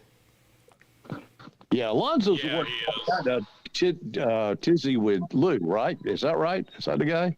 Yeah, he's the. They went back and forth for a while. Yeah. Okay. Yeah. And he almost shot his laptop screen. Yeah. Yeah, you get, God, I wish he would have done it. That would have been so fun. They'll take down your if you play Oasis, they'll take your stream down. But no, you can brandish weapons and threaten people all day long, and they won't take it down. Go figure. Hey, those artists have got to get their music rights. They got to get their licensing fees there, Pete. Well, I mean, this is the 21st century, so as long as you're the right skin tone, you can get away with anything you want. Oh boy. I just every time. Hello. What channel am I on? Every time that Slim opens his mouth, I wait to hear the reaction from Volusia. Oh boy. Oh shit. Oh yeah, Battle Angel. Thank you. She posted the link to Jackpot's second channel in the chat. So there you go. Appreciate that. Does Slim have a page? Yeah, Slim has a YouTube channel. It's his name, Slim Shady Canes, and you only got what, 2 or 3 videos on there? I'm fixing to be 3 this week. Okay, so he's got one on there where I think he was trash talking Alabama last season. He's got one on there discussing the whole thing that happened with Lou a couple weeks ago, and then he's about to make a new one. Yeah, your 2 cents worth in was pretty incredible. I mean, I know that's all the past now, and don't want to bring up the past, but you did a fine damn job there, Slim. I got to tell you. I appreciate that. I mean, look, the games this week. I got to tell you, Tennessee, Florida. You know the thing about the Tennessee game. You know they kept naming Hooker, Hendon Hooker, and I'm going where. Right. Yeah, Battle Angel just posted Slim's link. There you go. She's on fire today. VicTube, I don't know what you're talking about. He says, Thank you, ma'am. He had to change the name of his personal. Hold on now. What does it say? I had to change the name of my personal account to VicTube Productions instead of my real name. Has this happened to anybody else? I don't even know what you mean by that. Well, supposedly Vic got. Lou was talking about this morning. Vic got like 4 or 5 phone calls that said it was Lou calling him at 1:30 in the morning. Yeah, Celine got a bunch of them too. If Vic is talking about his Facebook, then I know what he's talking about, because at one time there was a Slim Shady Canes Facebook page, and a bunch of Florida and Florida State fans got pissy and reported it. And I ended up getting a message from Facebook. This is so stupid. This is what happened to me, too. I got a message from Facebook. They wanted to see a photo ID with that name on Yeah, it. they did the same. Y'all that stupid. They did the same to me, Slim. I had a PigskinPeete Facebook page. And so, I don't know, somebody reported it or something, and they sent me the same email telling me they needed a photo. They needed me to take a picture of my license and to prove that I was PigskinPeete. And I'm like, you fucking idiots. Clearly, I'm not Pigskin. Nobody names their kid PigskinPeete. They do name him Bumper Pool, though. So I just shut down my page. I said, fuck y'all. I'm not doing that. I'm not. I don't have any. I don't have any interest. Here's the thing. I had the Facebook page, my real name Facebook page when Facebook, maybe back in like 2009 or something, or 10. And the thing you realize really quickly is that you get contacted by people that you haven't talked to in 20 years, and then you realize there's a reason you haven't talked to them in 20 years. And so Exactly. I don't have any. I was given the same line on why I should get a Facebook page, and I'm like, if I haven't talked to you in 20 years, there's a reason I haven't. Yeah, and then they start, sending you messages and friend requests. I was like, fuck this. I'm out, bro. I don't need this problem. Well, and nowadays, here's what happens is that I'm still on Facebook, but just for business purposes mostly. But and I only post nothing political. Okay, nothing religious, nothing political. It's always maybe some funny comment, or Georgia won, or Georgia lost, or a music video, that type of thing. But when I do post something, it's always get this, hot girl that comments and says, "I really like your comments. I think you're very attractive, and I would sure like to, be your friend, but I don't want to be forward and say, that a friend request to you. Would you friend request me?" And I'm like, delete, spam, clickbait, just horseshit. And it happens all the time. Yeah, so Twitter's really bad about that, getting, because you don't have to request to follow somebody on Twitter. You can just follow them, and so anybody can follow. Couldn't be just because you're a fucking smoke show and all these girls want to get your hands, dude. So that's a problem. It could be. But I mean, if you're to believe the internet, everybody on there is a hot 19-year-old chick. Yeah. Well, the real thing is on Twitter is the OnlyFans thing, because all these women, the reason they're on Twitter at all is to get people to come and pay for their OnlyFans, and so they'll just follow every man. They probably sit around and follow 1,000 guys a day, and then send them this direct message telling them, hey, I really like your page or whatever, blah blah blah. I don't even click on them anymore. Instagram. They see that I'm in China. They see I'm in China, and so they send me like Chinese girls with Chinese names, the fake bots. Yeah. Instead of That's funny. Instagram's the same way. Girls will start following you, and then to go, hello, hi. Delete. It's spam, and you're right. And people will hack your damn Facebook page in a skinny minute. But the ridiculousness of what you guys just said, just that they wanted your ID is asinine. But that's typical Facebook. That is so typical Facebook. Well, I think that's the idea, is that Facebook pages are meant to be just your actual name. They don't want people doing, I don't know, whether that makes sense or not is another matter. But it makes no sense, because there's too many like myself in radio. Scott Kerr is not my real name. Okay, I'm sorry to disappoint anyone, but that is my radio name. I'm so disappointed in you, Scott. God damn it. And I guarantee you, Stephen King. King Santa has Claus a is there now, Facebook, or what? and his real name's not Stephen King, so Right.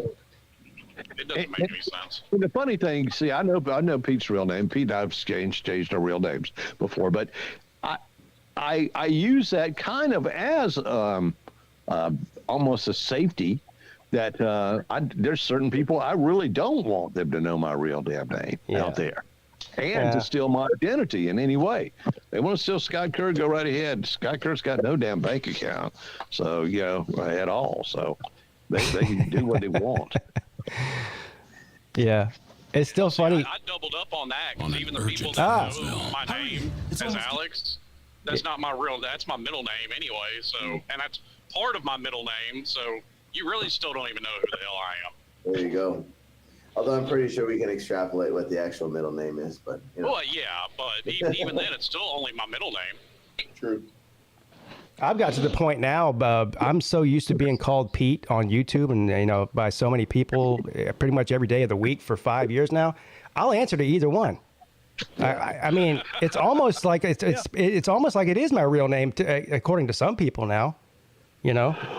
Well, for the first time, when I moved to Somerville, I don't know why, but I just started to identify when I would go out, like to the bar and all that. I identified with my real name.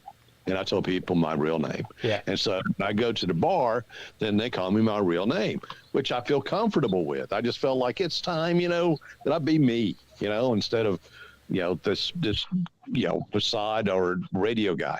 And, but I still have people that call me by Scott too. So I go by both names. I'll turn around by Scott and my other name too. That's like the first time we went to the Slav Olympics. It was weird. Yeah. It was. Listen to Pete get called by his real name. Yeah. And then I started to get confused. Yeah. Well, you know what? I'm going to the Slav Olympics. I'll identify my real identity there with all the Slav Olympians there. The mystery will be revealed. That's going to encourage any damn body to go. Are you going, Slim? Are you coming? Yeah, he'll be there. Good. In some way, shape, form, or fashion, I'll be there. And we got to get eventually. I know it's in China. We got to get Volusia eventually. Hey, let me ask you this. I may have asked you this before, Volusia, but is there any plan of the future of ever moving back to the States, or you plan on living in China forever? Right. I mean, so I don't have a concrete plan. I've been here since I was, I've been here since I was 21 years old. So it's hard for me to think about moving back to the States, but it may happen at some point in the future. A lot of it really hinges on what happens in China in the next couple of years. But, it would be a big move. Look, of course I haven't in a while with all this COVID shit, but I like to visit the States at least twice a year. I want to get back as soon as possible. And moving back is possibly in the cards, but I don't have any concrete plans to do that yet. But if I'm back and if I'm in the Southeast when the Slav Olympics are going on, I'll make every damn effort to get there. No question. Even if it's not during Slav Olympics time, if you're anywhere in the vicinity where I would love to get up with you and have dinner with you or something. Yeah, have a beer or two. No doubt. Let's do that. Next time I'm in the States, don't know when that's going to be. Probably next year, probably 2023. Okay. All right. What's up, Vic? Too? Yeah. So what I was talking about, and I wasn't talking about Facebook. I was talking about, Well, you see, So on Saturday, I tried to join your join. Yes. Membership so that I could watch watch your streams. Yes. But anyway, so I figured it out why it wouldn't let me type in the chat or why it wouldn't let me open the chat. I figured it out that it was because my membership was done under my Google account, so my main Google account. So then I found that I could only find the streams when I was logged into my main Google account instead of my brand account, my Big2 Productions account, That doesn't make it. I don't understand why that. I mean, everybody else. My channel on when I'm signed into that account, it won't let me do my. It's being paid for under one account, and I got you. See, that's where I've made it simpler, and I just have everything under one account. Right. Yeah.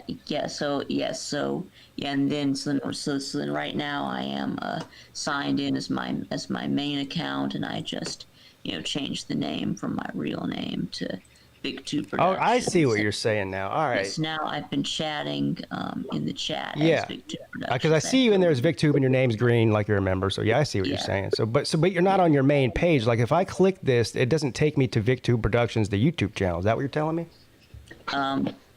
No, it would take me to my main account. Okay.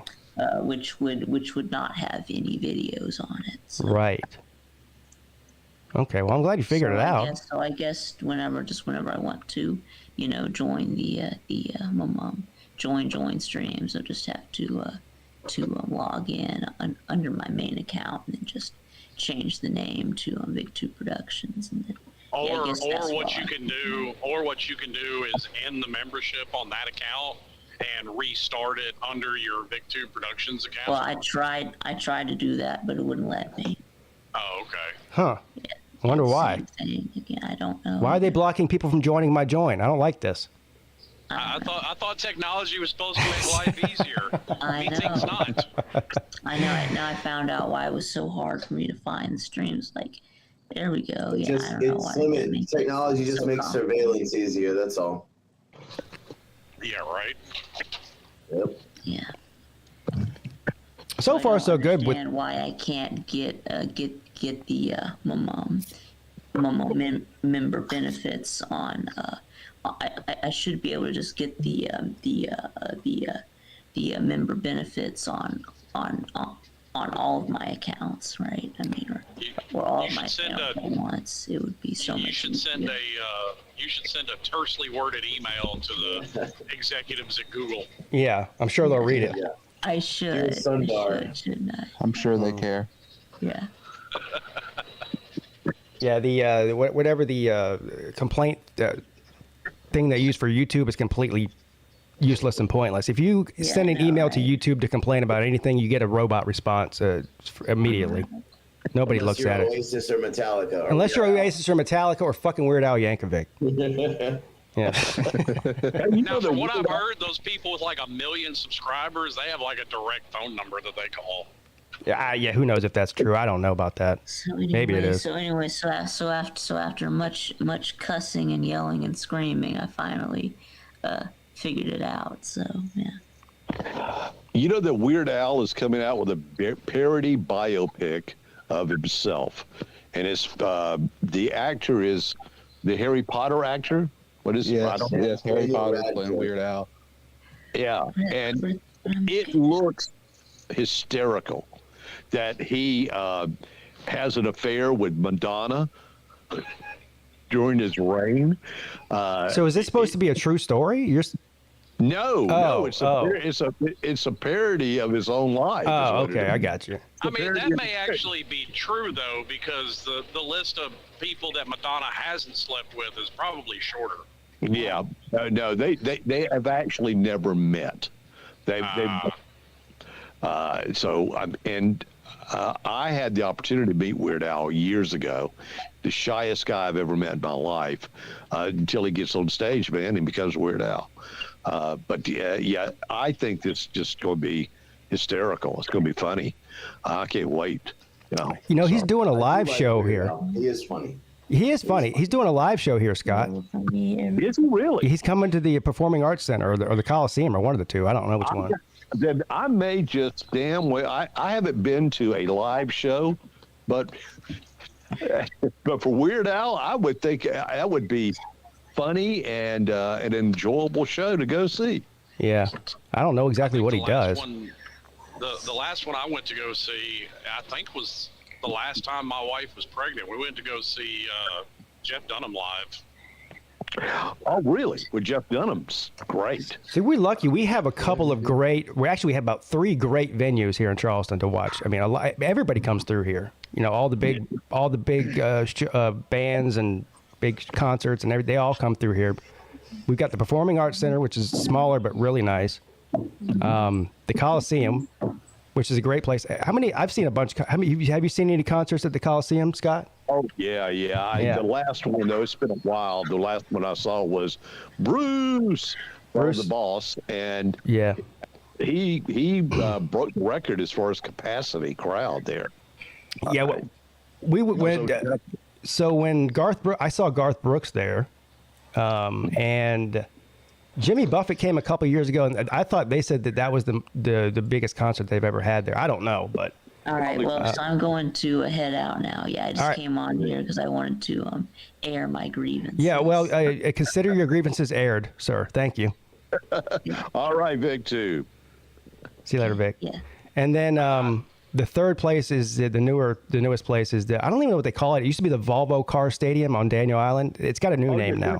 It's Credit One. Credit One. Okay. Yeah, and actually, Gilliard downtown's a great place to see groups. That's old too. Normally, that's a smaller venue too, but it's supposed to be just an absolute beautiful place to see. A lot of the bands that come through. Yeah, and but it's active here too. And from even in the bars. Have you been to the Poorhouse before, Pete? The Poorhouse? No. The PO is called POUR house. Yeah, I know. I've never been there though. No. No, but they'll bring in people like Steve Earle and a lot of Americana type artists. Yeah. That come through there. So yeah, this is kind of a music city town. Yeah, it is. They draw the good groups in here. Memphis used to be good for it, but in my opinion, not as much as they used to be. Like, I went to go see, and actually that was kind of scary at the time, but looking back on it, I laugh. Korn. I went to a Korn concert at the Mid-South Coliseum, and they started a riot. Korn. There you go. I went to a concert before they turned it into a Bass Pro Shop, which is what it is now at the Pyramid. I went to go see, it was Kid Rock and Incubus. Yeah. I saw Kid Rock. I don't know how long you've lived here exactly, but there used to be a radio station back in the 90s called, it was 96.1. It was called The Wave. The Wave, yeah. So they had the Wave Fest every year. Yeah. And it was basically like a mini Woodstock in Charleston is what it was. I mean, there are all kinds of big bands, and it was just a drinking and partying festival for like 3 days straight. Yeah. And that's where I saw Kid Rock. That must have been like 1998, maybe? Yeah. Something like that. They have that in Memphis every year. It's called Memphis in May. Did he have Little Joe with him at the time, Pete? Yeah, the midget? Yeah, the little guy. Yeah, the midget was still alive. I think he died, didn't he? Strippers on poles and Little Joe. Yeah, it was peak Kid Rock is what it was. The full on trailer park, mullet, beer drinking Kid Rock. It was the popularity of Ball with the Ball. I saw him at the same time. I saw that same year. And the funniest thing, I worked for 2 rock stations in Albuquerque, and one was The Edge and one was 94 Rock. Well, The Edge, of course, brought in an Edge Fest, and they would have shows like you're mentioning. But Kid Rock was the headliner. And before Kid Rock started, I went backstage just for a brief moment, and here I see Fred Durst with what was the name of his band? Limp Bizkit. Yeah, Limp Dickets. Yeah, Durst is sitting there with Little Joe. Is sitting on stage equipment or music equipment, and Little Joe is giving Fred Durst financial advice because Fred. I overheard the conversation. Fred is going, I made my first $1 million. I really want to buy my parents a house and this and that. And Little Joe's going, you got to diversify. You got to diversify in stock. It was the weirdest damn thing I've ever seen in my life. Imagine talking to Fred Durst and giving him financial advice.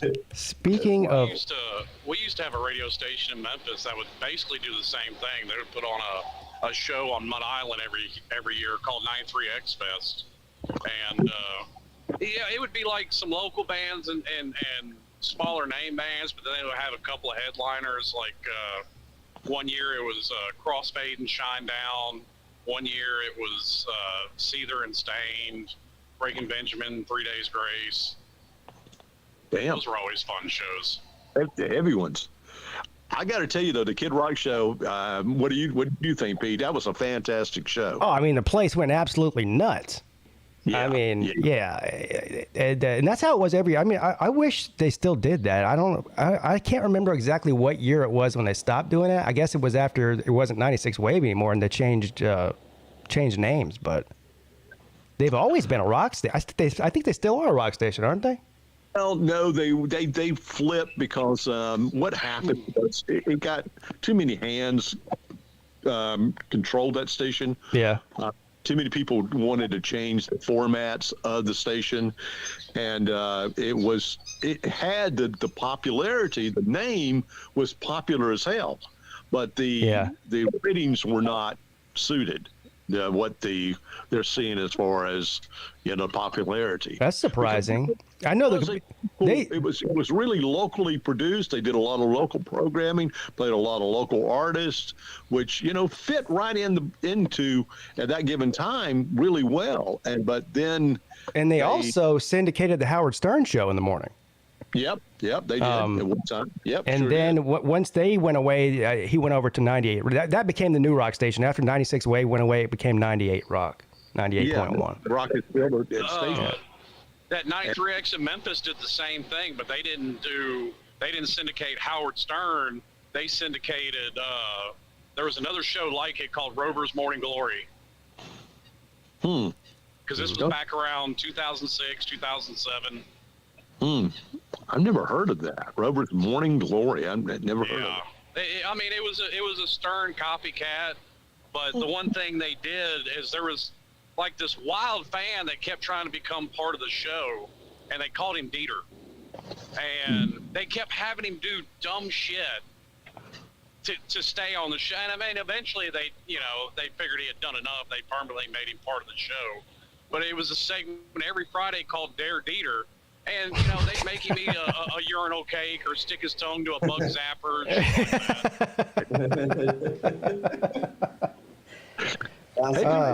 They'll have shows out of the Battery. They'll have festivals out there. Yeah. That'll be 2 or 3 day festivals. But the thing is, you really have to look for the shows, like in the city paper. They're not advertised that well. Yeah. I mean, like I said, I'm just like, I know about Memphis in May because I'm so close to Memphis, and it's part of the barbecue festival every year. And I mean, they normally at least one of the days have a really good lineup. I mean, you have bands like Saliva that do it every year because Josie Scott's from Memphis. But like they had one year, the headliner Friday night was Megadeth, and the headliner Saturday night was Metallica. Wow. Damn. Yeah. It's weird. Yeah. I don't know as much. Clearly, Scott's been in the radio business his entire life. So I know what I know about the actual FM and AM radio business can fit into a thimble. But I do know that I thought when satellite came along, and now that satellite radio is in every single vehicle that you buy, no matter what brand it is, and some people even have it in their homes. I mean, how bad has that hurt the AM and FM radio business, Scott? I mean, is it devastating, or is it just like one more thing that came along? It's like any other platform, especially that's in car, which satellite radio is, and AM FM is. That's their that's our saving grace. We're the morning and afternoon companion with most cases, and still 92% of Americans every week listen to radio. So 92% of people still listen to AM FM radio instead of satellite, is what you're saying? They did still listen. They listen to satellite too. Satellite's right up there as far as the companion in the car. They're right there, number 2. But radio is still number 1. Has more actual listening than the TV audience has viewers, which that was kind of surprising that we surpassed to television. See, that surprises me because I would like, to Pete's point, I would think like being able to stream music is what would really kill them. And then like me, I haven't listened to a radio station in 4 years. Well, streaming has helped radio because stations are streaming their signal too. The big thing. The big thing was the commercial-free music that you get on satellite. Now, I'm not gonna lie. If I'm listening to music, there's 3 or 4 stations on satellite that I'm gonna listen to music there instead of going to the local rock station here or the local rap station here or whatever the case is. I'm listening to it on there. Now, but they sold us a bill of goods when satellite first came out that it was going to be commercial-free talk shows and shit too. But that's just not. I mean, there's more commercials on satellite radio than there is on terrestrial radio now. It's crazy. Howard Stern. Howard had more damn commercials on than a radio station, and I think Howard's. There's not an ounce of funny in Howard anymore to me personally, and I gave him that. I don't listen to him anymore either. I don't. Howard's talking about running for president in 24. Yeah, that's probably. He did that he ran for governor in New York. His, the Howard Stern at least show. Jerry Springer's been mayor at some point in his life. Howard is still funny, but his show turned into a 24-hour political channel about Donald Trump. I can't listen to that shit. It's not funny. And again, all he does is talk about the people that surround him that's on the show, and I really don't give a damn about who's on the show, other than, we know about Robin, we know about Gary, and we know about Fred, and that's all I need to know. Okay, the rest of them I could give two craps about. What really upset me about SiriusXM as of late is that they just cut back one of the greater disc jockeys, freeform disc jockeys of our lifetime, and that's Jim Ladd. The last DJ written by Tom Petty was all about Jim Ladd. Jim Ladd was the nighttime jock on KLOS in Los Angeles for years, and he was the guy that was on Deep Tracks at night. And Jim Ladd is freaking fantastic. And you'll hear anything and everything when he's on the air. I mean, he is just, he'll play, it could be from Americana to heavy metal. You'll hear on Jim Ladd's show. But they cut him back to just one damn night, Monday night now. And I'm like, why? Why would you do that to really one of the most talented individuals as far as a radio personality that you could have out there? But that's the days, and man. see, I never got into Stern because, growing up in Florida, and especially right there in Tampa, you got Bubba the Love Sponge. Yeah. He was the big name on the radio. I think he's still on the radio here, isn't he, Scott? Yes, Bubba has only one affiliate. It is Charleston, South Carolina. Yeah, he's got one market here. Hey, you know what I did? He spends What's the rest funny? of his time directing pornos now. So. I met him and his whole crew and hung out and drank with those guys. He did a charity. This is back when I had my motorcycle. I used to ride, and so he did a charity event for some police officer that was murdered in cold blood here in Charleston. And you paid X amount of dollars, and there was, I don't know, probably 3,000 or 4,000 bikers there. And we all rode around Charleston and over the bridge and everything, and all the proceeds went to this police officer's family. But yeah, so I met him and Ned and all those guys. They were funny. They would do the same thing in Tampa, and they'd always drag because Hulk Hogan was big into riding too, and they're friends going back to high school, and he'd come out there with his bike, so you'd get all kinds of people show up out there. Yeah, it was pretty cool. But I see in the chat, Nature Boy is definitely my age, and he's showing it. He said, "I need FM popularity back so I can request songs for my ladies." You guys remember that? Oh yes, that's good. Yeah, you used to call in, and then you get to send a little message to your honey out there over the radio, and she'd hear it. Like I said, I'm the type now. I cut it all out. I'll put on Spotify or YouTube Music or whatever, and basically get commercial free, except for what YouTube or Spotify decides to stick in there, but it's definitely less than what you're going to get on the radio. Yeah. Well, I agree that there's some justifiable problems with radio today, but I think they can come up with solutions. There's a lot of smart people still in this industry that can do some things. What happened with radio was when it was made into a corporation, that's what screwed up radio, because radio has always been, me personally, a mom and pop type of business, meaning that it should be only owned by a group should only own a certain amount of radio stations in markets.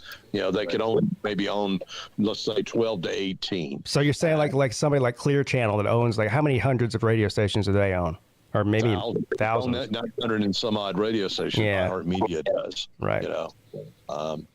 Guys, I gotta go. I got a phone call. I gotta take it. I'm sorry. You're all right, man. See you later. Have a good day, Scott. You too. Bye. Oh shit! Sorry, I have to kick Slim Shady. What's up? So I just saw that a friend of mine, Clemson, a Tater Man, a friend of mine just sent me a message saying that weather forecast for Saturday in Clemson is strong wind and heavy rain. Yeah, it's going to be the tropical storm. Yeah. Well, do you figure that benefits us? I think it might. You know what? I wish it was good weather. I know that much. But I guess it benefits whoever can run the ball better, right? Right. So I'm assuming that would be Clemson. Yeah. I mean, it would certainly, if the guys that we missed this past week are able to go. What's that? I mean, I feel like that would be helpful in terms of covering up our weaknesses in the back end. Yeah, well, that's true. That's a good way to put it. What'd you say, Slim? I also take what the weather guest. I said I'll also take what the weather guessers say with a grain of salt. Yeah, I don't know, but this is going to be covering like the entire southeast. It's not like a 50% chance of rain type of deal. Pretty hard here on Saturday. Yeah, it's going to be raining everywhere. I get that, but when a tropical storm hits land, they have no clue what it's going to do. Well, it's going to be a big wall of rain that goes up the entire coast. So I mean, unless the thing decides to veer left. Yeah, maybe. I don't know. I mean, how often are they ever that wrong about it, though? Rarely. The tech is usually they're wrong about what time it's going to hit you, but they're usually right where it hits. Yeah, I don't know. I'm assuming that Saturday it's a famous. Saturday's going to be wet, no matter where you are. Georgia, South Carolina, North Carolina, Virginia. It's just going to be wet. I'm still trying to decide whether it's worth it to sit through the rain to watch us play Virginia Tech. Probably not, Luke. I'm just kidding. I mean, it's a famous story here in Memphis because Dave Brown. Not only was he the weatherman, but he did wrestling commentary decades. But he was so off on the weather for like 2 weeks that literally live on the air to Channel 5 studio and punch Dave Brown in the face. It'll be interesting to see who cancels games because of this, because some teams and universities and whatever institutions are more, they're easier or quicker to cancel games because of weather than others. Clemson, I'm surprised still that they didn't cancel the game in 2015 against Notre Dame because. Right. Yeah, Carolina did the same thing in 2016 against Virginia Tech. We lost. Yeah. And didn't Florida do the same thing against LSU? Yeah. Didn't Florida do the same thing against LSU in 2019, and they only got like a quarter-inch of rain? Yeah. That's when they cancel it 3 days earlier and then it doesn't happen. Yeah, that's always good. I've seen some people suggesting moving the game to Sunday, which they would never do. Well, they can't. TV-wise, you can't do that because the NFL's on Sunday. Yeah. That's why they would never do it. I say fuck the NFL too, but guess who doesn't? CBS and NBC and Fox. Right. So. Yeah, well, ESPN doesn't have anything to show at noon on a Sunday. Yeah, but they can't. They'll have to. Probably on the NFL. They're not going to get. No, they're not going to do that. It's just never going to happen. No. It wouldn't happen. No. No, I think the game's going to get played, at least most of them, and I think our game will definitely. I do too. I actually. Yeah, we have turf now, so there's no reason to not play it. I think you will see it happen. There's no reason. Yeah. I think you will see it happen in the next few years when that contract with the NFL and DirecTV expires. Because they're talking about going to Amazon, and then NFL is talking about starting their own streaming service. Yeah, they already kind of have with NFL Plus. They already have it. NFL Plus is a terrible. Yeah, so that's going to be another way to watch it though. But it's not. There's no way that's going to replace the revenue generated by the money by Fox and CBS. It'll be a way to watch out of market games. Yeah. I think if they do it like the NBA, I think they can, where you can just pick to what, like, say I want to watch Tampa Bay, and I'll get to watch all 17 Tampa Bay games. I think that may be their key to really raking it in that way. Yeah, right. They charge like $130 the NBA a gets 5 year to do teams that. on League Pass, right? And so I'd pay $100 to get all 17 Tampa games. I would too. Then they up the price if you just want to watch all the games, so it'd be like $160 a year or something. Yeah, or something like that. Yeah. Yeah. For weather, check out Ryan Hall on YouTube. He's good. What, a YouTube weatherman? Oh, what? I can watch the local news and find out the weather. I'm gonna have to look this up. There's a YouTube channel for everything, by God. Goddamn weatherman on YouTube. Let's see, Ryan Hall weather. I gotta check this out. Yeah, Ryan Hall y'all. Ryan Hall y'all is that what it's called? I think it is. Ryan Hall y'all. Oh, so this is like a spoof. This guy's like funny. Guy's got 600,000 subscribers. It's working for him. Yeah, I was gonna say there's no way there's a weatherman on YouTube. This guy is. And he looks. Well, here, let's watch him. Hold on. I have not heard of Ultra before. I love the color. I love the You love the color. I'll put it up on the screen for everyone to see. This guy looks pretty young, too. I say young, like 30-something, maybe.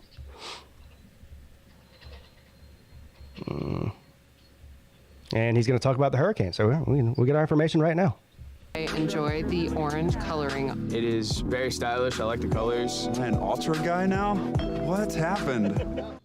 I joined Uber According to Country Tiger, he's not a spoof. He's actually a real weatherman. All right. One because I hate delivery fees and I need to save money for when I get canceled. And I don't want to go. What an idea. It's official. We have a major hurricane heading straight for the U.S. Several days ago, we started talking about this seemingly innocent area of thunderstorms north of South America. Now, due to excessive heat in the ocean that's getting pulled up into the atmosphere, it's created an area of low pressure and intensified to a tropical storm named Ian. And to be honest, Ian is starting to look pretty bad because it's going to get much stronger and make a beeline straight for the U.S. coast. On its journey to the U.S., it's going to grow into a hurricane right before hitting Cuba, and then it's going to rapidly intensify into a Category 3 or maybe even stronger major hurricane as it approaches Florida. The governor of Florida has already issued a state of emergency for 24 counties in preparation, and the locals are already starting to prepare. But there are still several questions about this storm that have yet to be answered. In this video, I'm going to lay out all the information we have right now so you can be prepared for anything. Here's a current look at Tropical Storm Ian and all the information we have from the National Hurricane Center. Look at that. So it looks like it's going to pound the capital of Cuba, Havana, and then make its way up into the Gulf and look like make landfall somewhere around Tampa, between Tampa and whatever's north of Tampa. I don't know. Fort Myers. And man, that's a great idea to become a weatherman on YouTube. Fucking Why genius, huh? Why not? Yeah, I mean, I can tell you this much: the Weather Channel disagrees with them because they're saying at best it'd be a Category 2 when it makes landfall, and I mean they don't even board up windows in Florida for a Category 2. well, I guarantee you, based on this guy's numbers and views, more people watch him than they watch the Weather Channel. So I'm telling you. Well, I mean, that doesn't surprise me. Yeah. But, I mean, more people get their news off of social media these days. Yeah. Which is worrisome. Well, they get it from Joe Rogan. He's not a newsman. Yeah, well, don't tell that to half his fucking listeners. I'm his listener. Don't tell that to some people. I don't think he's a news person. He just has. You're in the good half then. He just has people on and has interesting conversations. Yeah. Well, you have 2 working brain cells. Well, all right. Yeah, I would never consider Joe Rogan to be any sort of source for anything other than entertainment. Yeah, you're right. I agree. Well, and he knows shit about fighting. I'm not an expert on UFC. He clearly is. Well, but. I mean, don't get me wrong. You could get information from Joe Rogan. I mean, you sit there and listen to Neil deGrasse Tyson on there, and you're gonna learn shit you didn't know before. Yeah. Absolutely, yes. And when he has guests on like that, I think it's absolutely fantastic. But then he's got other guests on that are less fantastic. Well, that's the thing about Joe Rogan is he'll have anybody on. He doesn't care. Or, he's not Right. Gonna just bring people on that agree with him on shit, and vice versa. That's really his biggest appeal. Is it? That's what I enjoy about his show. He's definitely. I mean, he's got his own opinions on things, and he's very open and honest about his own opinions. But he's not out there trying to push some narrative on people. I don't think. I don't get that feeling. Generally not. He has a few times, much to my chagrin. My thing about Rogan, I was talking with somebody about this the other day. My thing about Rogan where I have my qualms with Rogan is when he invites people on that say things that are either clearly falsifiable or obviously false or misinformation or whatever. Yeah, but who's deciding what's misinformation? Who's deciding what's misinformation, though? That's the point. Like, so people are allowed to have their own opinion. Right, but I mean, there's a difference between having your opinion about a certain topic and it being something that's clearly Like for instance, this is something that Fox News won't do and CNN won't do in these mainstream media outlets that Joe Rogan does do. He has a guy on who's a scientist who gives his opinion and his data on climate change. The very next week, he has on that guy's nemesis a very opposite opinion and lets him speak his piece. So he's letting both sides talk about it. I don't think there's anything wrong with that. I agree with you to a certain extent. Like there are some issues where there can be a both side take, but then there are some issues where a both side take, in my mind, is irresponsible. Well, who's deciding what's? That's my problem. Who's deciding that? Okay, so Jesus fucking Christ, man. Well, what about like a flat earther? I mean, that's just a silly. Well, yeah. See, I would love for him to have a flat earther on there. All right. Let them talk their shit. I wouldn't have a problem with that either. I wouldn't have a problem with that either, right? Like that would be funny, and I'm sure we would all get a hell of a kick out of that. But you know what I'm saying? Like when it comes to something a little bit different that could affect. Yeah, but see, that's the point, though. You consider somebody that doesn't agree with global warming misinformation, and there are scientists out there that have spent their life saying, no, these people talking about global warming are fucking morons. And just because they don't agree with your opinion on it doesn't make them wrong. Right. I don't think global warming is the best example of this, although it's a good one. I mean, I think that the science the jury is not out on global warming. I mean, you can deny it. You're basically a flat earther as it pertains to global warming, and that's fine, and you can do that. But no, I'm not. As a matter of fact, I'm not. But that's what happens when you assume. Right. But I mean, like flat earthers think they're right too, and it's fine. And I wouldn't object to a flat earther or someone who's who doesn't believe in global warming. That's not what I'm talking about. I just don't. I will never understand any sort of reasoning where somebody can't, whether you agree with them or whether they're wrong or right or not, that they can't come on and express their opinion about something, about anything. Then give a specific example of somebody you think shouldn't be allowed to speak their piece. Because I actually think everybody should. Yeah. I mean, right down to people like David Duke, who I think is a sorry piece of shit. Yep. He should be allowed to get up and speak what he believes, and everybody should be able to hear it for the bullshit that it is. And then the Q&A portion of it, tear him to shreds. There's you're making a great argument here. Two things. Well, you're making kind of my point for me here. Somebody like David Duke could get on Joe Rogan, and I believe that Joe Rogan would challenge David Duke on some of the things that he said. What I'm saying is it's important to challenge people like that on some of the things that they say, rather than just giving them a platform to spout their horse shit and then just be like, okay, well, it was good talking with you, end of show. Yeah, I don't know. I don't know. Wait, hold on. Why is it Joe Rogan's job to push a narrative and challenge people on anything? He's just hosting a show and interviewing people. Right. But I do feel like, given his platform, he does have a responsibility to not just let any sort of bullshit slide. What if he doesn't though? He doesn't have a responsibility to do it. He doesn't have a responsibility to do anything. He's just hosting a podcast. He has zero. He's not a politician. He's just a guy who's asking questions. I don't get it. Like, I just disagree. I think that he has some responsibility to make sure that. Who is this responsibility endowed upon? What responsibility? That's just my opinion. That's my opinion, right? It's my opinion that he should. So in one breath, the Joe Rogan, his platform. If he wants to be respected, he should let he can't just let any motherfucker say whatever. Yes, he can. Without at least. Well, no, he can. No, he can. He shouldn't. All right. So, here's the thing about without at least challenging it to some degree. Here's the thing about Joe Rogan haters that I see on the internet a lot. In one breath, they go, "Oh, he's just a dumb musclehead fight commentator who hosted the Fear Factor," and then in the next breath, they go, "He has a responsibility to challenge misinformation." No, he does. He's a big meathead fucking fight commentator. Right. Okay. But then this is why I have a problem with this show. This is why I don't like this show that much. But that's just me. Okay. Well, again, listen. A lot of people share your view on that. I just don't. I don't think he should be taken off the air or whatever, or canceled on YouTube. No. But I'm just saying I dislike his penchant for letting too much dangerous horseshit fly. But then, that's only maybe 10% or less. I mean, 90% of his shows, I think, are fucking. I know. I just don't know who's the one deciding what's horseshit and what's not. You're skirting way too close to the line of we decide what you should and shouldn't be able to hear. No, he should. What is and isn't a valid opinion. I don't think that he should be canceled or taken down, but I do think he skates the line too close to letting dangerous bullshit fly on his show that can cause issues. Yeah, all right, we're going to go round and round about that. I disagree, but But see, all that is completely subjective because there are people that say Ben Shapiro is an evil little bastard who's trying to take over the world, and he likes him and has had him on his show 4 or 5 times. But but that's my whole point. It is completely subjective. Right. So I think as you know, I strongly dislike Ben Shapiro and think he's a moron. But at the same time, if he wants to go on Rogan, I don't think Rogan should not have Ben Shapiro on his show. No. I'm not talking about guys like that. I could disagree with Shapiro on things, but yeah, he's. But it's the same thing, though. You don't see him as a problem, but somebody else does. Sure. But I don't think he's saying. Well, I don't think he's saying too many things that are patently false, right?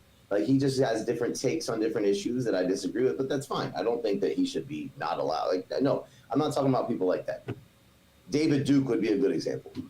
Well, I find the Joe Rogan show to be refreshing in this day and age where you have somebody on there who's not really trying to push a narrative, and he'll let anybody come on and say anything they want, and I think that that's the way it should be. But that's just me.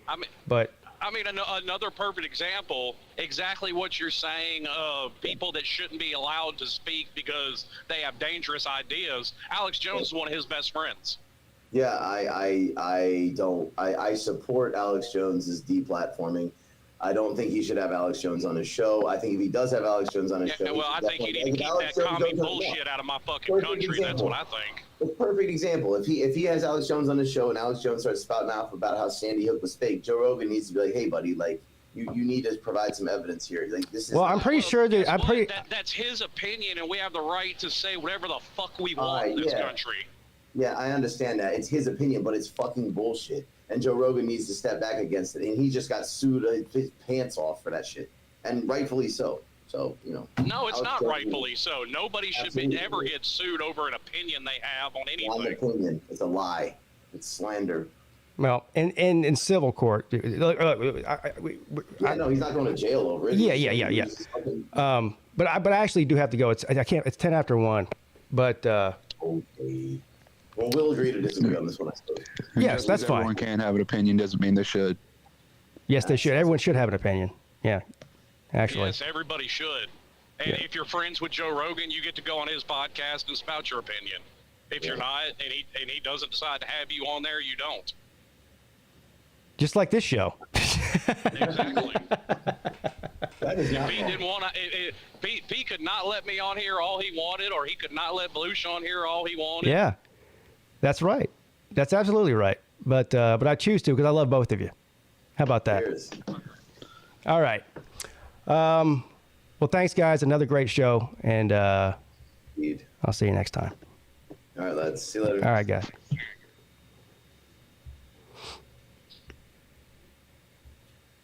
Well, never a dull moment around the midday show. The show started out.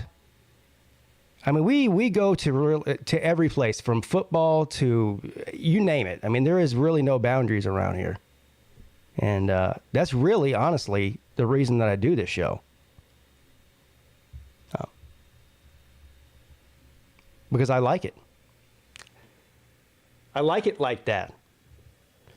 But anyway, all right, guys, thanks for all the people that came on into the StreamYard. Thanks for all the people that sent in super chats. You guys are all amazing and fantastic. Make sure you hit the thumbs up and the like on the way you're out, or the subscribe button on the way out if you're new here for some reason.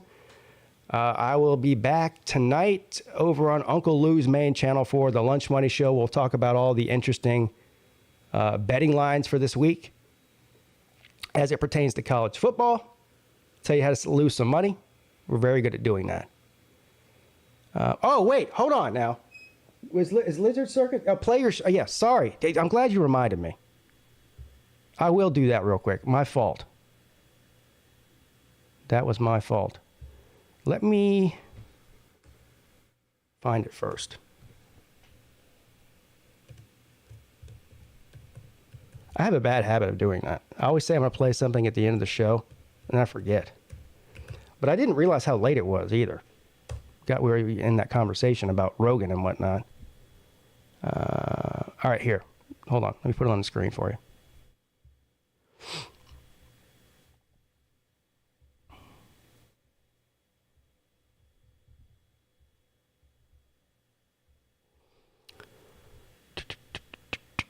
How am I not subscribed? Let me go ahead and do that. You guys see this, right? Subscribed, all notifications for Lizard Circus YouTube channel. All right, here we go. And shorts, looks like this one's called Odd Justice. That's the one, I believe. Yes, it is. I don't know where the... Donde está el musico? Is there sound to this? Or am I... What's going on here? Oh, there it is. Screams of injustice and Judge Red comes a new court show, a different kind of court show. He's an Alabama oddfeller with a hankering for justice, and I reckon ain't nobody gonna be walking out of his courtroom without having to face his particular brand of odd justice. Get ready, cause he's gonna swing that gavel, y'all. Now I got Court 2 screams. You know what that reminded me of? Well, I can't say too much because there's a video concept I have that has a lot to do with what I just saw there. Yes, a robe and a gavel. I was actually going to do this video a few weeks ago, and I actually bought. Well, I'm not going to say. I can't say too much. But everybody remembers the old. Well, maybe you don't remember if you weren't around here for the past 2 years or 3 years. The old paternity test video. I did the paternity test video for Ohio State. Clemson's Ohio State's daddy. Then I did the child support video where Dabo Swinney had to pay Ohio State child support. And so this is sort of a third series of that. Now, what I'm hoping for, and who knows if it's going to happen, is that somehow, some way, Ohio State and Clemson meet in the postseason. Now, what that's going to require is for Clemson to win the ACC and then make it to the playoffs. So that's still up in the air whether that's going to happen or not. Because I do believe Ohio State will be in the playoffs. But if Clemson and Ohio State meet in the playoffs, then I have an epic video in mind. Yes. So keep an eye out for that. All right. Anyway, I got to go. I'll see you tonight, 10 o'clock, Lunch Money Show. Everyone have a great Monday. Your boy is checking out.